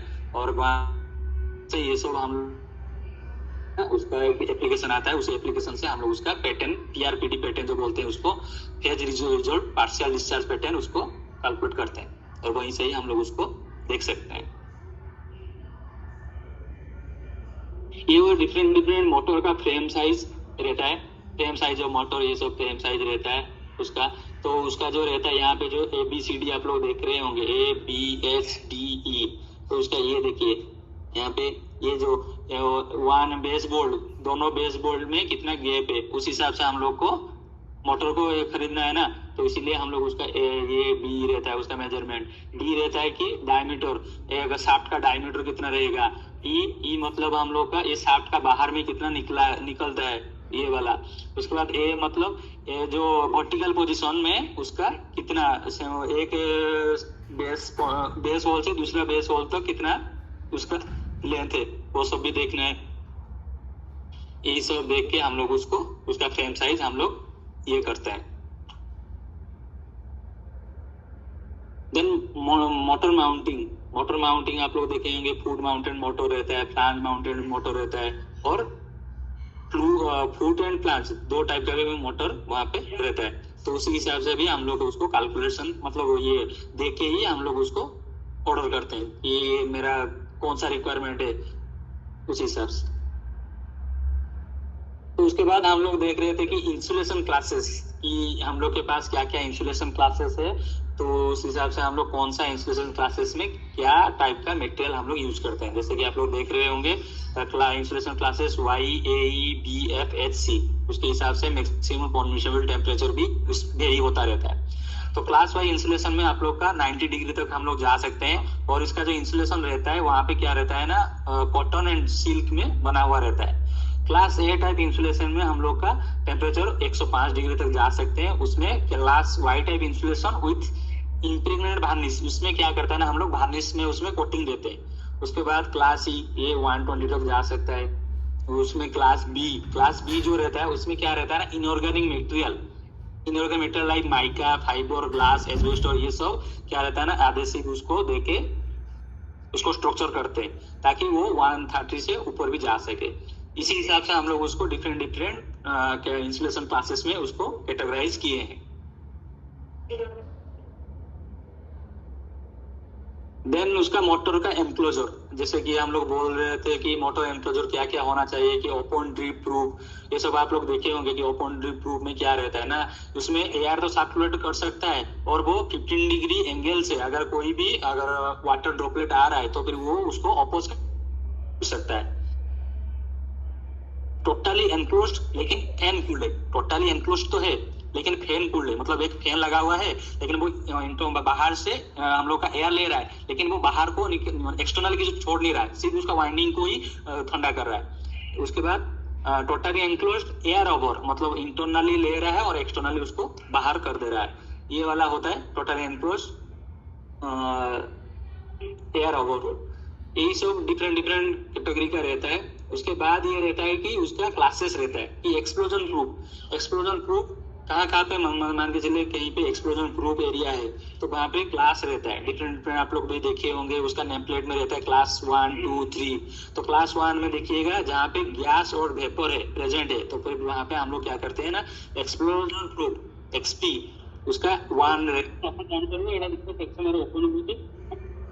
हेलो। तो उसके बाद क्लास 2 में हम लोग का क्या रहता है ना, जहाँ पे कॉम्बोसिबल और इलेक्ट्रिकली कंडक्टिव डोस्ट रहता है, तो वहां पे हम लोग क्या करते हैं ना, class 2 explosion proof enclosure use करते हैं। देन क्लास 3 जहाँ पे हम लोग का ignitable fibre around such as sisal, hemp, cocoa fibre, ये सब रहता है जहाँ पे मटेरियल, वहां पे हम लोग क्या करते हैं ना, explosion proof class 3 enclosure use करते हैं। ये सब हम लोग का ज्यादातर प्रॉब्लम आता है मोटर में, फॉल्ट्स आता है, आप लोग सारे जानते भी है। देखिए क्या क्या आता है, सिंगल फेज वाइंडिंग फॉल्ट आता है, phase to phase short circuit हो गया उसका भी रहता है। उसके बाद इंटरटर्न शॉर्ट ये भी आता है, तो अर्थ फॉल्ट भी होता है। और उसके बाद कॉमन फॉल्ट क्या रहता है ना, ओपन सर्किट हो गया, मान के चले किसी लीड अगर फेलियर हो गया या फिर कहीं पे जल गया तो फिर वहाँ पे ओपन सर्किट हो सकता है। शॉर्ट सर्किट कहीं लीड से लीड टच हो गया वहां से, या फिर वाइंडिंग अबोरेटेड होके वहाँ पे टच हो गया तो फिर वहां से भी शॉर्ट सर्किट हो सकता है। और ब्रोकन कंडक्टर ज्यादातर आप लोग अगर लैंडिंग सही से नहीं करेंगे तो फिर वहाँ पे ब्रोकन कंडक्टर हो सकता है। Cracked and rings of the rotor का एंड रिंग्स क्रैक हो सकता है। Irregularity in the air gap, जैसे कि हम लोग बोल रहे थे एसेंट्रिसिटी जो रहता है, अगर रोटर का जो बार रहता है, जैसे कि हम लोग का रहता है, अगर वो वाला स्लॉटेड वाला एयर गैप अगर ऊपर उठ गया है, कोई सा भी उसका कंडक्टर ऊपर उठ गया तो फिर वहां पे क्या होगा, एयर गैप उसका मेंटेन होके नहीं रहेगा। तो फिर जैसे ही मेंटेन होके नहीं रहेगा उसमें क्या रहेगा, एक एरिया में उसका एयर गैप ज्यादा हो जाएगा, दूसरा में एयर गैप कम हो जाएगा। तो जहाँ पे एयर गैप ज्यादा हो जाएगा वहां पे क्या होगा, वहां पे हम लोग का एयर का रिलक्टेंस पाथ हम लोग को ज्यादा मिल जाएगा। तो रिलक्टेंस पाथ ज्यादा मिल जाएगा तो वहां पे फ्लक्स हम लोग का कम होगा, तो इसका वजह से running out of battery, torque come, speed come protect करेगा। तो देन बेरिंग फेलियर, तो बेरिंग फेलियर भी हो उसका एक रीजन है कि बेरिंग का आप लोग रिग्रीसिंग ठीक से नहीं कर रहे तो फिर वहां पे हम लोग का बेरिंग फेलियर हो सकता है। Then 3-phase starter winding, short circuited rotor winding, open circuited fault, ये सब उसका डिफरेंट फॉल्ट है हम लोग का। मैकेनिकल फॉल्ट जैसे बेरिंग फेलियर हो गया, rotor imbalance fault, cracking and rings, cooling fan fault, मतलब कूलिंग फैन कुछ ये हो गया, मतलब टूट गया है उसका ब्लेड वगैरह। शाफ्ट मिसअलाइनमेंट, शाफ्ट का मिसअलाइनमेंट हो गया है। लॉस कंपोनेंट, कुछ कंपोनेंट है जैसे कि हम लोग का नॉट्स बोल्ट्स वगैरह ये सब मिसिंग है, तो उसी हिसाब से हम लोग का मैकेनिकल प्रॉब्लम हो सकता है, लूजनेस वगैरह हो सकता है। तो मोटर हम लोग का फेल क्यों होता है, जैसे कि IEA स्टैंडर्ड आप लोग देखेंगे तो फिर वहाँ पे हम लोग का 51% हम लोग का मोटर बेरिंग के वजह से हम लोग का फेल होता है। इनसफिशिएंट लुब्रिकेशन हो गया, एक्सेसिव ग्रीसिंग हो गया, लॉन्ग लुब्रिकेंट हो गया, शाफ्ट ओवरलोड हो गया, वाइब्रेशन हो गया, ओवरहीटिंग हो गया। 16% स्टेटर का वाइंडिंग से वजह से वहाँ पे हो सकता है, ओवरहीटिंग के वजह से भी हो सकता है, ओवरलोडिंग के वजह से भी हो सकता है। Then 16% external condition like heat, humidity, contamination, high ambient temperature, इसके वजह से भी आप लोग का हो सकता है। 5% रोटर बार, ज्यादातर रोटर बार हम लोग का शॉर्ट सर्किट रहता है, रिजिड रहता है, तो इसीलिए वहाँ पे क्या रहता है ना, बहुत कम चांसेस रहता है।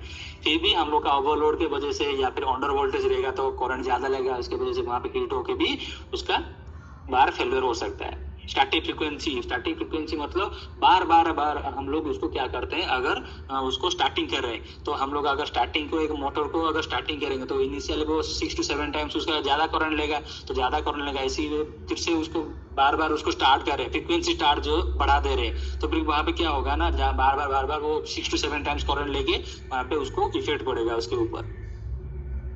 Then 2% shaft coupling, misalignment and bad installation, ये बहुत कम होता है क्योंकि हम लोग के पास लेजर का अलाइनमेंट आ गया है, तो फिर इसके वजह से हम लोग का मिस अलाइनमेंट अभी कम हो गया। 10% अदर रीजन के वजह से भी होता है। अदर रीजन मतलब कुछ डिजाइनिंग का प्रॉब्लम, इसके वजह से भी हम लोग का हो सकता है।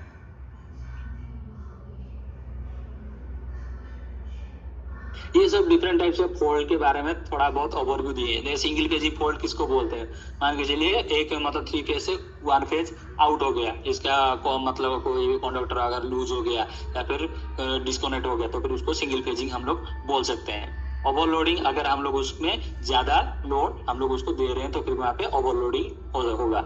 Reverse and phase sequence fault, reverse phase sequence मतलब अगर कोई भी 3 फेज से 2 फेज अगर हम लोग का मतलब चेंज हो गई तो फिर हम लोग का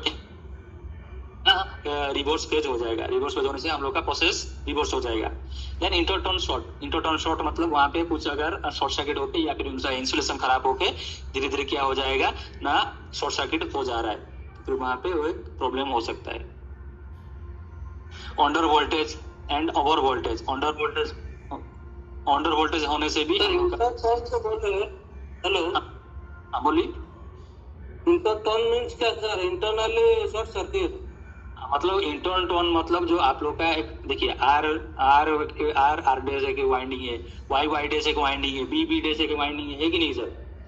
तो मान के चलिए अभी उसके ऊपर हम लोग इंसुलेशन दिए हैं, तो उसका इंसुलेशन के ऊपर हम लोग वार्निशिंग वगैरह किए हैं, तो वो ओवरहीट के वजह से वो वार्निश वगैरह क्या हो जा रहा है, मेल्ट हो जा रहा है। तो जो मेल्ट हो जा रहा है उसके वजह से क्या हो रहा है, तो एक दूसरे के साथ वो तो ये मतलब कंडक्टर है तो एक दूसरे के साथ कांटेक्ट में भी आ सकते हैं, तो ये जो आ रहे हैं तो उसको बोलते हैं हम लोग इंटरटर्न शॉर्ट। ठीक है सर? ठीक है, यस सर।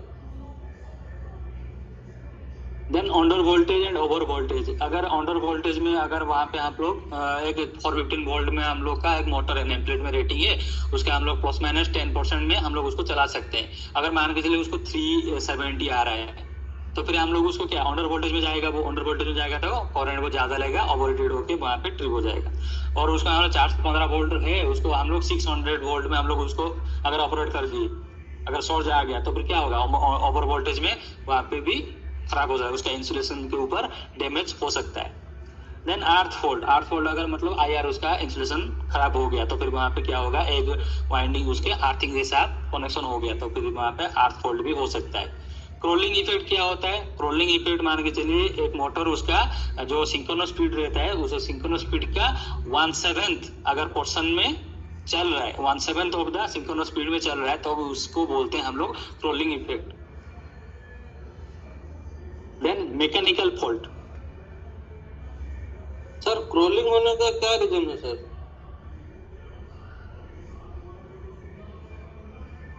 क्रोलिंग होने का यही रीजन है कि आप लोगों का देखिए जैसे कि कोगिंग होने का एक तो उसका एक सप्लाई के साथ मतलब रोटर एंड स्टेटर बार एक अलाइनमेंट हो गया तो फिर उसको कोगिंग बोलते हैं। लेकिन क्रोलिंग क्या होता है ना, मान के चलिए उसका जो जितना भी सप्लाई वोल्टेज रहेगा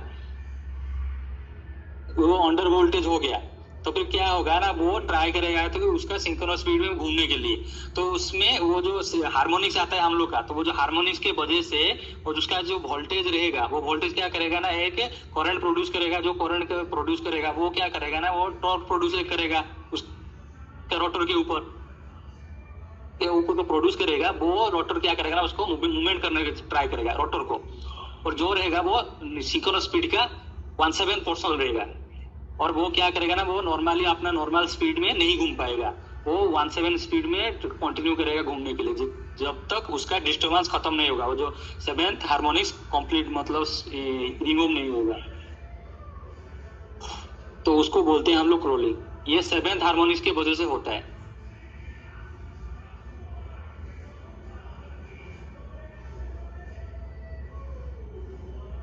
हेलो सर नहीं सर, ये समझ में नहीं आया, और सर बढ़िया से थोड़ा बताइएगा सर। देखिए हम लोग का जो ये रहता है हार्मोनिक्स जो रहता है, हार्मोनिक्स की वजह से वहां पे क्या होता है, हम लोग का डिस्टोर्शन होता है वेफर में, होता है कि नहीं सर? तो जो डिस्टोर्शन होगा वहां पे, तो डिस्टोर्शन की वजह से वहां पे एक एक्सटर्नल हार्मोनिक्स मतलब अनवांटेड सिग्नल ना, अनवांटेड सिग्नल जो रहेगा, जो हम लोग का साइन वेव नहीं रह के कुछ डिस्टर्बेंस आ जाएगा अगर साइन वेव में 7 टाइम्स ऑफ, जो 7th हार्मोनिक्स मतलब 7 टाइम्स ऑफ 50 हर्ट्ज, तो वहां पे क्या होगा ना, हम लोग का फ्रीक्वेंसी बहुत ज्यादा हो जाएगा, तो फिर वहां पे क्या होगा ना, बार बार क्या होगा, वो पॉजिटिव होगा नेगेटिव होगा, पॉजिटिव होगा नेगेटिव होगा, तो उसका फ्रीक्वेंसी अगर ज्यादा बढ़ जाएगा तो उस हिसाब से उसका क्या करेगा ना, वो टॉर्क प्रोड्यूस करेगा, और जो टॉर्क प्रोड्यूस करेगा वो जो टॉर्क वो अपने नॉर्मल रनिंग के टॉर्क के जो सिंक्रोनस स्पीड रहता है उसको स्पीड में घूमने नहीं देगा, वो उसका 7th जो सिंक्रोनस स्पीड का 7 टाइम्स उसको लेस करवा देगा, तो उसी को हम लोग क्रोलिंग बोलते हैं उसको। इसको आप लोग मतलब फ्रीक्वेंसी का 7 टाइम्स, जितना नॉर्मल फ्रीक्वेंसी 50 है उसका 7 टाइम। Yes sir. तो फिफ्थ और थर्ड मतलब थर्ड टाइम, फिफ्थ मतलब फिफ्थ टाइम, ऐसा ही रहता है, मतलब एक सिंगल आप लोग का नॉर्मल ड्रॉ करेंगे 360, तो वो 360 में हम लोग का कितना वेव फॉर्म आता है, एक ही वेव फॉर्म आएगा साइनोसॉइडली में, आता है कि नहीं, तो उसमें अगला 7 बार आएगा। हाँ, तो उसको हम लोग ऐसे डिवाइड करिएगा 7 बार आ जाएगा एक वेव फॉर्म, उसी को हम लोग क्या बोलते हैं ना, हार्मोनिक्स। Okay sir. वो हम लोग का 3rd and 5th में क्या होता है ना, वो नेग्लिजिबल हो जाता है, उसका इतना पावर नहीं रहता है कि उसको ये कर सके, तो इसीलिए वहां पे हम लोग 7th में जो आता है वहां पे हम लोग प्रोड्यूस कर सकते, मतलब ये प्रोड्यूस कर सकता है कि वो रोटर को घुमा सके, तो इसीलिए उसको क्रोलिंग बोलते हैं। थर्ड फिफ्थ में मतलब क्रोलिंग नहीं होगा सर। 3rd 5th में क्या होगा ना, उतना टॉर्क वो जनरेट नहीं कर पाएगा ताकि वो उसको घुमा सके, मतलब उसको ये घुमा सके, उसको फॉरवर्ड रोटेशन कर सके, उसको बैकवर्ड में ही वो कैंसिल आउट हो जाएगा। ये ओनली 7th हार्मोनिक्स और उसके ऊपर जितना भी 7th and 13th में आएगा तो फिर ये आ सकता है वहां पे क्रोलिंग इफेक्ट। 7 and 7 उसके बाद 13 ये सब। ओके ठीक है, thank you sir. Then mechanical fault में हम लोग देखेंगे कि डैमेज ऑफ बेरिंग अगर हम लोग का डैमेज हो गया तो फिर वहां पे हम लोग का क्या हो सकता है, वहां पे फ्रिक्शन ज्यादा होगा, वहां पे हम लोग का डिस्टर्बेंस हो सकता है। रोटर इनबैलेंस, अगर रोटर में भी इनबैलेंस हो गया, मिसअलाइनमेंट और रोटर साथ मिसअलाइनमेंट, गियर बॉक्स के साथ मिसअलाइनमेंट हो गया, कूलिंग फैन का फेलियर हो गया, तो कूलिंग फैन का फेलियर हो गया तो उसका खुद का नेचुरल कूलिंग नहीं हो सकता है, तो फिर वहां पे मोटर का वाइंडिंग का इंटरनल जो रहेगा टेम्परेचर वो ज्यादा इंक्रीज हो जाएगा। रोटर ब्रोकन बार या फिर फोल्ड रोटर ब्रोकन बार होगा तो फिर वहां पे क्या हो सकता है, वो अपना स्टेटर को भी आप लोग कट कर सकता है, या फिर वहां पे वाइंडिंग जो रहेगा वाइंडिंग को भी कट कर सकता है, तो फिर वहां पे भी प्रॉब्लम हो सकता है, वहां पे भी साउंड भी आ सकता है, नॉइज अनवांटेड साउंड भी आ सकता है, वाइब्रेशन भी हो सकता है, यही सब। तो बेरिंग हम लोग जैसे कि बोल रहे थे कि कितना ग्राम देना चाहिए हम लोग का, जैसे कि देख पा रहे हैं आप लोग यहाँ पे 55 ग्राम वहां पे दिखा है। इवन इफ की आप लोग देखिए किसी में मोटर में भी उसका drive side non drive side में डिफरेंट ग्राम का हम लोग क्या करते हैं ना, ये देते हैं, मतलब कम एंड ज्यादा का भी मेंशन होके रहता है, कितना ग्राम देना है कितना ग्राम नहीं देना है, उस हिसाब से वहां पे हम लोग ग्रीसिंग करते हैं। और हम लोग यहाँ पे ग्रीस मीटर यूज करते हैं, ग्रीस मीटर यूज करके हम लोग उसको वैल्यू को देते हैं, ताकि हम लोग नॉर्मल प्रैक्टिस में क्या करता है ना, वहाँ पे एक पंचिंग वाला रहता है, उसको हम लोग वहाँ गिरीश गन से जो बोलते हैं, गिरीश गन से भी हम लोग दे सकते हैं। लेकिन गिरीश गन से क्या एक बार प्रेस किए तो एक मान के चलिए 5 ग्राम निकला, तो इसके हिसाब से हम लोग को 11 बार निकालना पड़ेगा। यहाँ पे 55 है तो अगर वहाँ वो ज्यादा मिल रहा है, कोई अगर वहाँ पे प्रेशर ज्यादा दे दिया, कोई अगर प्रेशर कम दे रहा है, तो पूरी उस हिसाब से नहीं होगा। तो इसीलिए वहाँ पे गिरीश मीटर यूज करते हैं, ताकि हम लोग का सही से वैल्यू मालूम पड़े। अगर इनसफिशिएंट लुब्रिकेशन होगा तो फिर वहाँ पे क्या होगा, इनसफिशिएंट लुब्रिकेशन होगा तो वहाँ पे वो जल्दी सूख जाएगा और उसका रनिंग पावर कम हो जाएगा, फ्रिक्शन ज्यादा होगा। इसे डिफरेंट टाइप्स यहाँ पे बेरिंग का दिखाया है, जैसे कि डबल जेड बेरिंग। ये डबल जेड बेरिंग में हम लोग का क्या रहता है ना, शील्ड बेरिंग रहता है और ये मेटल शील्ड रहता है। ओपन टाइप में हम लोग ग्रीसिंग कर सकते हैं, लेकिन ये शील्ड वाला में ग्रीसिंग हम लोग नहीं कर सकते। और ये 2RS मतलब यहाँ पे रबर वाला शील्ड है।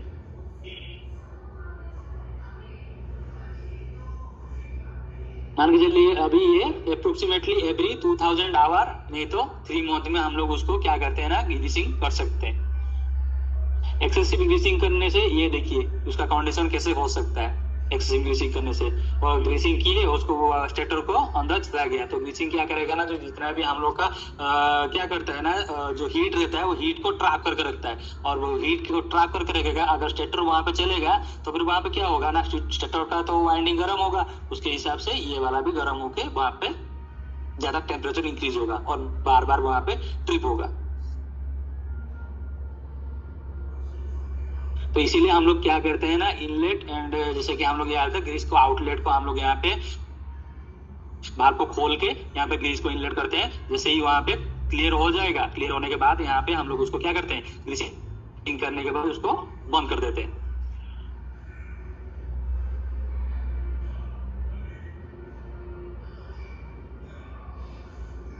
देन यहाँ पे बोल रहे कि लॉन्ग लुब्रिकेंट जैसे कि होता है, जो वाला पहले वाला जो भी लुब्रिकेशन यूज कर रहे हैं एक मोटर में, मान के चलिए अभी यूनिरेक्स या फिर अल्वेडा यूज कर रहे हैं, वही वाला हमेशा उसको देना है, मतलब स्टार्टिंग से एंड तक। या फिर अगर वहां पे अगर दूसरे कोई देंगे तो फिर वहां पे क्या होगा ना, मिक्स हो जाए के वहां पे केमिकल रिएक्शन होगा, केमिकल रिएक्शन की वजह से वहां से हम लोग का खराब हो सकता है। अगर तो लुब्रिकेंट तो खराब होगा, तो उसका लुब्रिकेंट खराब होगा तो वहां पे मोटर खराब भी हो जाएगा, क्योंकि उसका बेरिंग खराब हो जाएगा, टेम्परेचर इंक्रीज करेगा इसीलिए। देन बेरिंग फेलियर क्या होता है ना, वहां पे मिस अलाइनमेंट आके वजह से वहां से बेरिंग फेलियर हो सकता है। लेकिन ये तो हम लोग का अभी यहाँ पे 3 to 5% के बीच में वेरी करता है, ज्यादा नहीं कर सकता। यहाँ पे हम लोग लेजर अलाइनमेंट का यूज करते हैं। शाफ्ट ओवरलोडिंग हो रहा है तो वहां पे कैसे ही हम लोग देख सकते हैं कि वहां पे अगर बेल्ट रहेगा तो बेल्ट का ये वाला पोर्शन नीचे आ जाएगा। यहाँ पे गैप दिख रहा है पहले, उसमें आगे धीरे धीरे यहाँ पे ये साइड में आ जाएगा। तो इसके वजह से हम लोग का शाफ्ट ओवरलोडिंग हम लोग यहाँ से भी देख सकते हैं। बेरिंग फेल्यूर हो सकता है उसके वाइब्रेशन की वजह से। हम लोग कैसे लेते हैं ना, एक्सियली, वर्टिकली एंड हॉरिजॉन्टली, तीनों जगह में हम लोग प्रोब लगाते हैं। लगाने के बाद उसको यहाँ पे एमईडीएम के ये से थ्रो से हम लोग उसको देख सकते हैं कि उसका वाइब्रेशन कितना आ रहा है। लेकिन मैकेनिकल इम्बैलेंस हो रहा है, इलेक्ट्रोमैग्नेटिक इम्बैलेंस हो रहा है, रोबिंग पार्ट्स हो रहा है, बेरिंग फेल्यूर हो रहा है, तो उससे हम लोग को मालूम पड़ेगा। तो ओवरहीटिंग होने से हम लोग ओवरहीटिंग हो रहा है कि नहीं हो रहा है, हम लोग को वहां पे थर्मिस्टर हम लोग लगाते हैं, तो वहां पे थर्मिस्टर से हम लोग वहां पे देख सकते हैं। और नहीं तो थर्मल हम लोग कैलकुलेशन ये उसको थर्मल इमेज से भी हम लोग यूज कर सकते हैं। टेम्परेचर गन से भी हम लोग उसका ओवरहीटिंग हो रहा है कि नहीं हो रहा है वहां से भी हम लोग चेक कर सकते हैं। देन स्टेटर वाइंडिंग फेल्यूर 16% हम लोग को जो रहता है वो स्टेटर वाइंडिंग का फेल्यूर रहता है। वो एक्सेसिव स्टार्ट की वजह से भी हम लोग का क्या होता है ना, स्टेटर वाइंडिंग का फेल्यूर होता है। जैसे कि मैं बोल रहा था 6 to 8 टाइम्स हम लोग का स्टार्टिंग के टाइम से ओवर करंट लेता है, तो ओवरहीटिंग होता है वहां पे, तो इसके वजह से भी हम लोग का ओवरहीटिंग होता है। तो ओवरहीटिंग होने के बाद हम लोग अगर मोटर भी यहाँ पे क्या होता है ना, अगर फैन यहाँ पे खराब है तो फैन खराब है तो वहाँ पे इंटरनली कूलिंग नहीं होगा, तो फिर कूलिंग नहीं होगा तो नेचुरल कूलिंग नहीं होगा, तो ये भी यहाँ से टेम्परेचर उसका इंक्रीज हो सकता है। तो अगर टेम्परेचर वहाँ पे इंक्रीज होगा तो देखिए इसका कंडीशन ऐसा हो सकता है, टेम्परेचर अगर इंक्रीज किया वाइंडिंग स्टेटर का तो फिर वहाँ पे ब्लैक स्पॉट हो जाएगा इसका वाइंडिंग। वहाँ पे हम लोग क्या करना है, तो अगर वहाँ पे कनेक्शन देखेंगे, नहीं तो उसको बाद हम लोग ERS उसको भेज देते हैं। तो ओवरलोडिंग की वजह से हम लोग वहाँ पे थर्मिस्टर, थर्मल ओवरलोड रिले या फिर EOCR हम लोग उसको वहाँ पे लगाते हैं। ये यहाँ से हम लोग उसको ओवरलोडिंग के करंट को देख के ही हम लोग ये EOCR से हम लोग देखते हैं। थर्मल ओवरलोडिंग में अगर ज्यादा टेम्परेचर इंक्रीज हो जाएगा तो बायोमेटालिस्टिक वहाँ पे ये हो जाएगा, ड्रॉप डाउन हो जाएगा और वहां से भी हम लोग उसको ट्रिप हो जाएगा। एक्सटर्नल कंडीशन क्या होता है कि मतलब उसका फैन बंद हो गया, उसका जो वेंट्स रहता है क्लॉगिंग हो गया, उसका मतलब बंद हो गया है, डैमेज कूलिंग फैंस हो गया, इसके वजह से भी हम लोग का वहां से क्या हो सकता है ना, फेल्यूर भी हो सकता है। तो इसके लिए हम लोग उसको क्या करते हैं ना, हर सीट में एक एक बार जाके राउंड इंस्पेक्शन में हम लोग उसको देखते हैं। Then humidity and environment, humidity and environment को हम लोग क्या करने के लिए, मतलब सॉल्व करने के लिए हम लोग वहाँ पे एंटी कंडेंसेशन हीटर यूज करते हैं। तो एंटी कंडेंसेशन हीटर जैसे कि उसका करंट भी देखना पड़ेगा बीच बीच में, उसका क्या हो रहा है, कंडीशन कैसा है, अगर उसको लाइन में लेना पड़ेगा, अगर वो सही से काम कर रहा है कि नहीं कर रहा है, उस हिसाब से हम लोग उसको देखते हैं। कंटामिनेशन मतलब हम लोग का यहाँ पे डस्ट अगर बहुत ज्यादा है एंड मॉइस्चर अगर है, तो अगर डस्ट वहाँ पे अंदर घुस गया तो फिर यहाँ पे इसका कंडीशन ऐसा हो सकता है। तो फिर यहाँ पे इसको ये प्रिवेंट करने के लिए हम लोग कैनोपी का यूज करते हैं। तो वो कैनोपी कैसा होना चाहिए वो आगे में दिखाऊंगा। तो इसी के लिए ये वाला है कैनोपी, आपका कंटामिनेशन को आपको प्रोवाइड करने के ये कैनोपी हम लोग यूज करते हैं। तो कैनोपी प्रॉपर साइज का होना चाहिए, वो सही से वहाँ पे लगाना चाहिए भी, क्योंकि अगर कैनोपी तो लगा दिए प्रॉपर साइज का नहीं लगाया तो फिर वहाँ पे क्या होगा, मॉइस्चर एंड डस्ट ऐसे ही घुस जाएगा और वहाँ पे कूलिंग भी नहीं होगा, वहाँ पे डिफिकल्ट हो सकता है। देन हाई एम्बिएंट टेम्परेचर, जहाँ पे टेम्परेचर वहाँ पे बहुत ज्यादा है, मतलब मान लीजिए फर्नेस एरिया हो गया, ब्लास्ट फर्नेस हो गया, तो फिर वहाँ पे टेम्परेचर ज्यादा है, तो फिर उसी हिसाब से आप लोग का रेटिंग का मोटर को भी लेना है, इंसुलेशन उसका रेटिंग को ज्यादा लेना है। या फिर मान के चलिए कहीं पे आप लोग ज्यादा हाइट में एक मोटर को लगा रहे हैं, तो फिर ज्यादा हाइट में अगर मोटर किसी को लगा रहे हैं तो फिर वहाँ पे क्या होगा, एयर वहाँ पे ठीक होगा, मतलब बहुत मोटा होगा यार, तो वहाँ पे कूलिंग करने के लिए वहाँ पे प्रॉब्लम होगा। तो कूलिंग का प्रॉब्लम अगर वहाँ पे हो रहा है तो फिर उसी में क्या करते हैं ना, उसका लोड को हम लोग कम करके चलाते हैं ताकि वहाँ पे प्रॉपर सही से कूलिंग ले सके, उसका कैपेसिटी बढ़ सके। ये रहता है हम लोग का करेक्टिव मेजर। क्या क्या रहता है हम लोग का corrective measure, vibration acceptable limit में होना चाहिए, जितना कि हम लोग देख रहे थे। एब्नॉर्मल नॉइज और smell, abnormal noise and smell वहां से कुछ नहीं आना चाहिए। Temperature drive side and non drive side में कितना आना चाहिए उसको देखना ही भी है, टेम्परेचर कि 70 से ज्यादा नहीं आना चाहिए। एंड ग्रीसिंग उसका भी वही 70 से ज्यादा नहीं आना चाहिए। ट्रिपिंग 80 में देना चाहिए। मोटर टर्मिनल उसका टाइटनेस एंड टेम्परेचर स्टिकर का भी लगाना चाहिए, वहाँ पे केबल लॉग में हम लोग लगाते हैं। उसके बाद टेम्परेचर स्टिकर का 85 डिग्री सेल्सियस तक वो आता है। उसका अगर टेम्परेचर ये हो जाएगा, क्या हो जाएगा, रीच कर जाएगा तो वो डिस्कलर हो जाएगा, उसका लाइफ स्पैन 2 साल ही रहता है। IR वैल्यू जो रहता है हम लोग डिस्कशन कर रहे थे, उसका वैल्यू एक्सेप्टेबल लिमिट में होना चाहिए। And winding resistance and inductance उसका 5% मैक्सिमम अलाउड ऑन बैलेंस 5% के अंदर ही रहना चाहिए। And terminal voltage balance acceptable limit के होना चाहिए। सिंगल फेजिंग प्रोटेक्शन हर एक में देना चाहिए।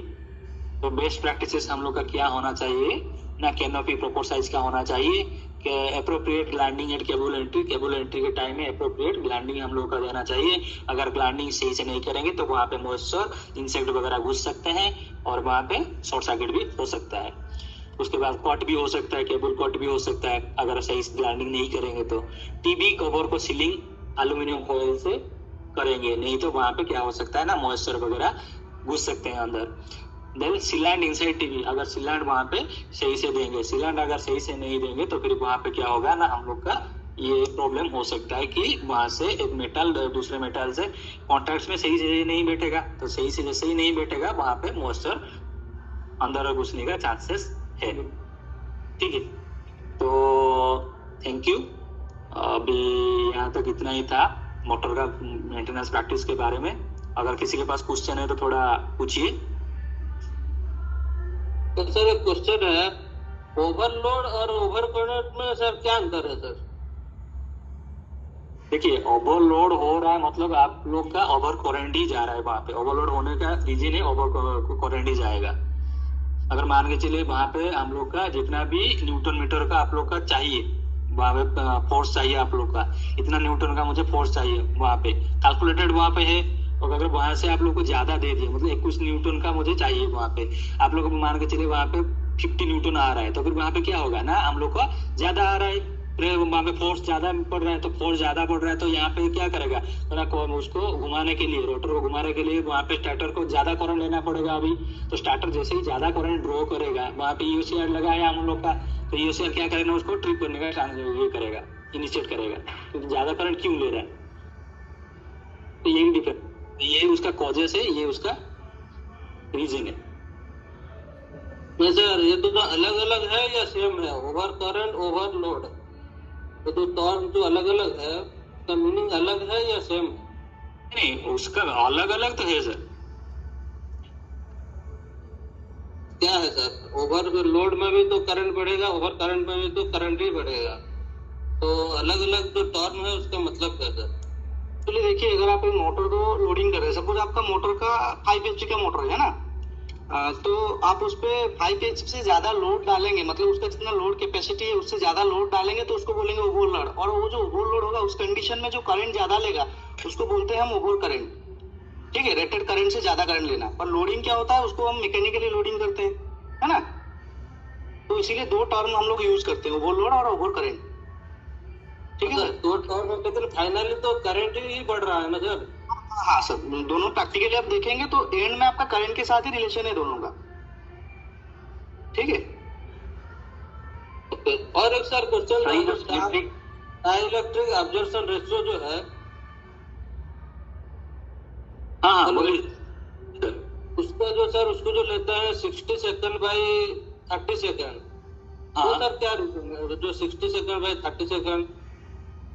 तो जैसे कि मैं बोल रहा था कि आप लोग का जितना भी रहता है, ये कौन सा वाला का, पहले हम लोग का कैपेसिटिव कंपोनेंट रहता है, वो कैपेसिटिव कंपोनेंट 1 मिनट के बाद हम लोग का क्या रहता है ना, डिक्रीज हो जाता है। तो इसीलिए 60 मिनट जो रहता है वो 60 सेकंड। हाँ सर 60 सेकंड बाई 30 सेकंड है ना सर? 60 सेकंड में तो 1 मिनट में तो डिस्चार्ज हो जाता है, तो 30 सेकंड ले रहे हैं उसका मतलब क्या सर? कुछ तो वैल्यू रहेगा, जितना भी हम लोग का अगर सही है, कंडीशन सही है या फिर कंडीशन गलत है, वो वहां से मालूम पड़ जाएगा हम लोग का।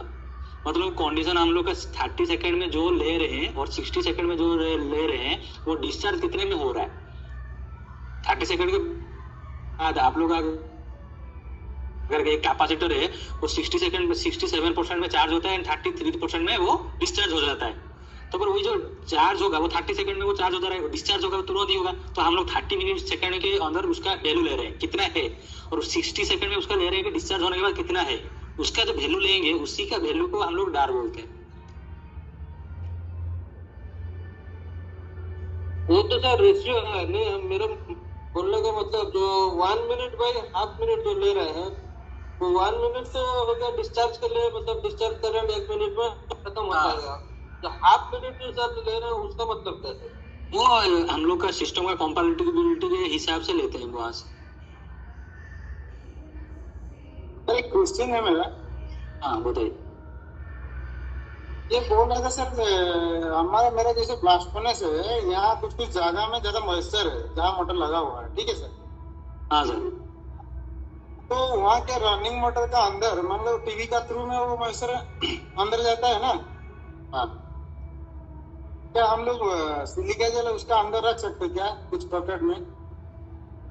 नहीं, वहां पे क्यों रखेंगे, वहां पे ऑलरेडी अगर वहां पे रनिंग कंडीशन में है और वहां पे टेम्परेचर ज्यादा है, तो वहां पे ऑलरेडी तो मॉइस्चर रहने का चांसेस ही नहीं है, क्योंकि टीवी के अंदर आप लोग मतलब ठीक है मॉइस्चर नहीं, आप सही बोले सर। जब बंद हो जाता है ना मोटर, जब भी बंद हो जाएगा तो वहां पे तो आप लोग का स्पेस हीटर चलेगा ना। अगर छोटा मोटर में कहाँ स्पेस हीटर रहता है सर? एलबी मोटर की बात करें तो एलबी मोटर में तो आप लोग का वहां पे रहता है वो तो। हेलो, हाँ सर। वहां पे तो आप लोग का ब्लास्ट फर्नेस है तो हीट ज्यादा होगा ना वहां पे। नहीं सर, सब जगह थोड़ी ना हीट रहता है, कुछ कुछ ज्यादा है ऐसे जो कि जैसे हमारा जिस सीट में है, स्लरी टैंक वगैरह में है। नहीं रख सकते वहाँ पे, एक ही आप काम कर सकते हैं वहाँ पे। आप लोग ये जो रहता है हम लोग का, उसको रैपिंग कर सकते हैं आप लोग। सर लगा हुआ वाला मोटर को तो रैपिंग नहीं कर पाएंगे ना सर, थोड़ी नाम रख रहे हैं। वहाँ चला हुआ है मोटर सर, रनिंग मोटर है, वो क्या ना हर टाइम जब मान लो मेंटेनेंस करते हैं ना सर, मेजर वैल्यू बहुत लो आता है। तो वहाँ पे आप लोग एल्यूमिनियम फॉयल नहीं, मतलब उसको सीलिंग नहीं करते हैं टीवी कवर को? हाँ सर, सीलिंग तो करते हैं, अभी पूरा एल्यूमिनियम फॉयल डाल दिया है, अभी सीलेंट भी लगाते हैं सर, सीलेंट। हाँ तो वही तो करना है सर, बाकी फिर भी लो आ रहा है। हाँ तो उसको सर ERS के साथ आपको बात करना चाहिए सर। तो वो क्यों लो आ रहा है? क्योंकि वहाँ पे मॉइस्चर ज्यादा। सर सुनिए ना, मैं मान के चलिए सिलिका जेल कुछ पॉकेट में रखूंगा, कोई दिक्कत है क्या? हाँ उसका, क्योंकि वो सिलिका जेल ऐसे ही रखेंगे ना, उसका जल्दी खराब हो जाएगा सर। ऐसे मतलब उसका IR वैल्यू अंदर नहीं रख सकते आप। Okay sir. ओनली जो स्टोरेज करके रखेंगे वहां पे रख सकते हैं आप। Okay sir, thank you. और बाकी मैं यहाँ पे फीडबैक फॉर्म दिया हूँ, तो काइंडली थोड़ा उसको फिलअप कर लीजिए। सर ये स्लिपिंग जो मोटर होती है उसमें जो कार्बन ब्रशेस होते हैं सर, उसका भी कोई चेंजिंग करने का टाइम पीरियड है कि ये एप्लीकेशन पे डिपेंडेंट है, कंडीशन पे डिपेंडेंट? ऐसा कुछ अपन मॉनिटर टाइम, मतलब कुछ टाइम ड्यूरेशन हो ऐसा कुछ? देखिए यहाँ पे अभी स्लीपिंग जो मोटर रहता है वो बहुत लेस हो गया है, फिर भी जहाँ पे भी वहाँ पे कार्बन ब्रोस जो रहता है, वो कार्बन ब्रोस घिस जाने के बाद हम लोग उसको ये करते हैं, रिप्लेस कर देते हैं। ऐसा वहाँ पे कुछ ये मेंशन होके नहीं रहता है, क्योंकि उसका कंडीशन मतलब कैसे कंडीशन देख के ही वहाँ पे ये करते हैं। वहाँ पे स्पार्किंग हो रहा है या पे नहीं होगा, उस हिसाब से हम लोग उसको कंडीशन देख के ही हम लोग करते हैं उसका सर। ऐसे टाइम कुछ नहीं रहता है सर, क्योंकि उसका बहुत सारा कंपोनेंट रहता है कि जैसे कि उसका स्प्रिंग भी रहता है, स्प्रिंग का टेंशन के वही देखते हैं। तो स्प्रिंग का टेंशन अगर लूज हो जाएगा या फिर टाइट रहेगा तो ज्यादा घसेगा यहाँ पे, वो सब उसके ऊपर डिपेंड करता है सर। Okay sir. एक क्रेन अगर शटडाउन में 1 मंथ में हो रहा है शटडाउन, और उसका कार्बन ब्रश कितना परसेंट घिस जाने से, उसका मार्किंग रहता है, कितना परसेंट घिस जाने से हम लोग उसको चेंज कर देना चाहिए? उसमें तो मार्किंग जो रहता है कितना परसेंट में मार्किंग रहता है? तो वहाँ पे सर मार्किंग तो उसका फिजिकली वहाँ पे देखना पड़ेगा, वहाँ पे आप लोग का जो मार्किंग रहता है। जहाँ तक ये मेरा आज देखा मैं वो 70% में है, और मेरा नेक्स्ट शटडाउन आएगा 1.5 महीना बाद। तो उसको सर ज्यादातर उसको वही सर 50% में ही उसको रिप्लेस कर देते हैं।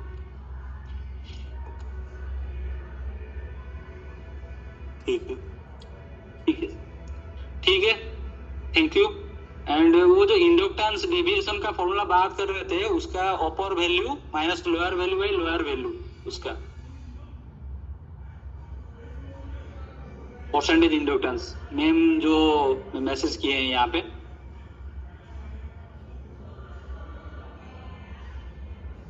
फिर से बोलिए सर एक बार, क्या बोलिए? अपर वैल्यू माइनस इंडक्टेंस में sir upper value minus lower value by upper value होता है ना। इंडक्टेंस में लोअर रहता है, वाइंडिंग रेजिस्टेंस में अपर वैल्यू रहता है। फिर से बोलेगा फॉर्मूला पूरा सुनना चाहता हूँ। Winding resistance upper value minus lower value divided by upper value. But हम लोग एसओपी में तो सर इसका जस्ट ऑपोजिट है लिखा हुआ, जो कि मैं पढ़ा हूँ। नहीं, आप लोग एक बार एसएमपी देख लीजिए, उसमें है ऑलरेडी। नहीं सर, वर्किंग एसओपी जिस पे हम लोग काम करते हैं प्लांट में अभी, जो मोटर ईयरली मेंटेनेंस, उस पे तो ऐसा नहीं। इंडक्टेंस में आपका अपर वैल्यू रहता है डिवाइडेड बाय रेजिस्टेंस में लोअर वैल्यू। तो वो हम लोग वाइंडिंग में हम लोग अपर मिस्टिंग वैल्यू लेते हैं हमेशा।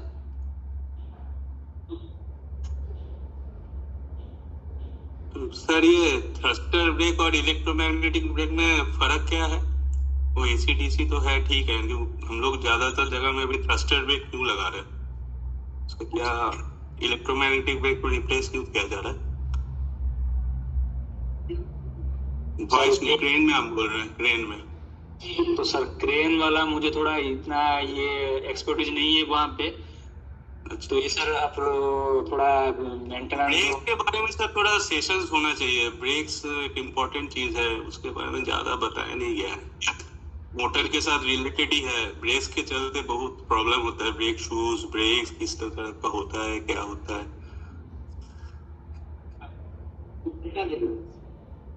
ओके ओके ठीक है भाई सर। क्रेन का सेशन हो जाता है सर। हाँ ठीक है, मैं ये मेरा सुपीरियर को थोड़ा इन्फॉर्म कर दूंगा। ठीक है, तो ये थोड़ा जो मैं भेजा हूँ फीडबैक फॉर्म थोड़ा फिलअप कर दीजिए एंड मैं शेयर कर दूंगा, पीपीटी आप लोग को शेयर कर दूंगा। Okay sir. ठीक है, thank you. Okay sir, thank you sir.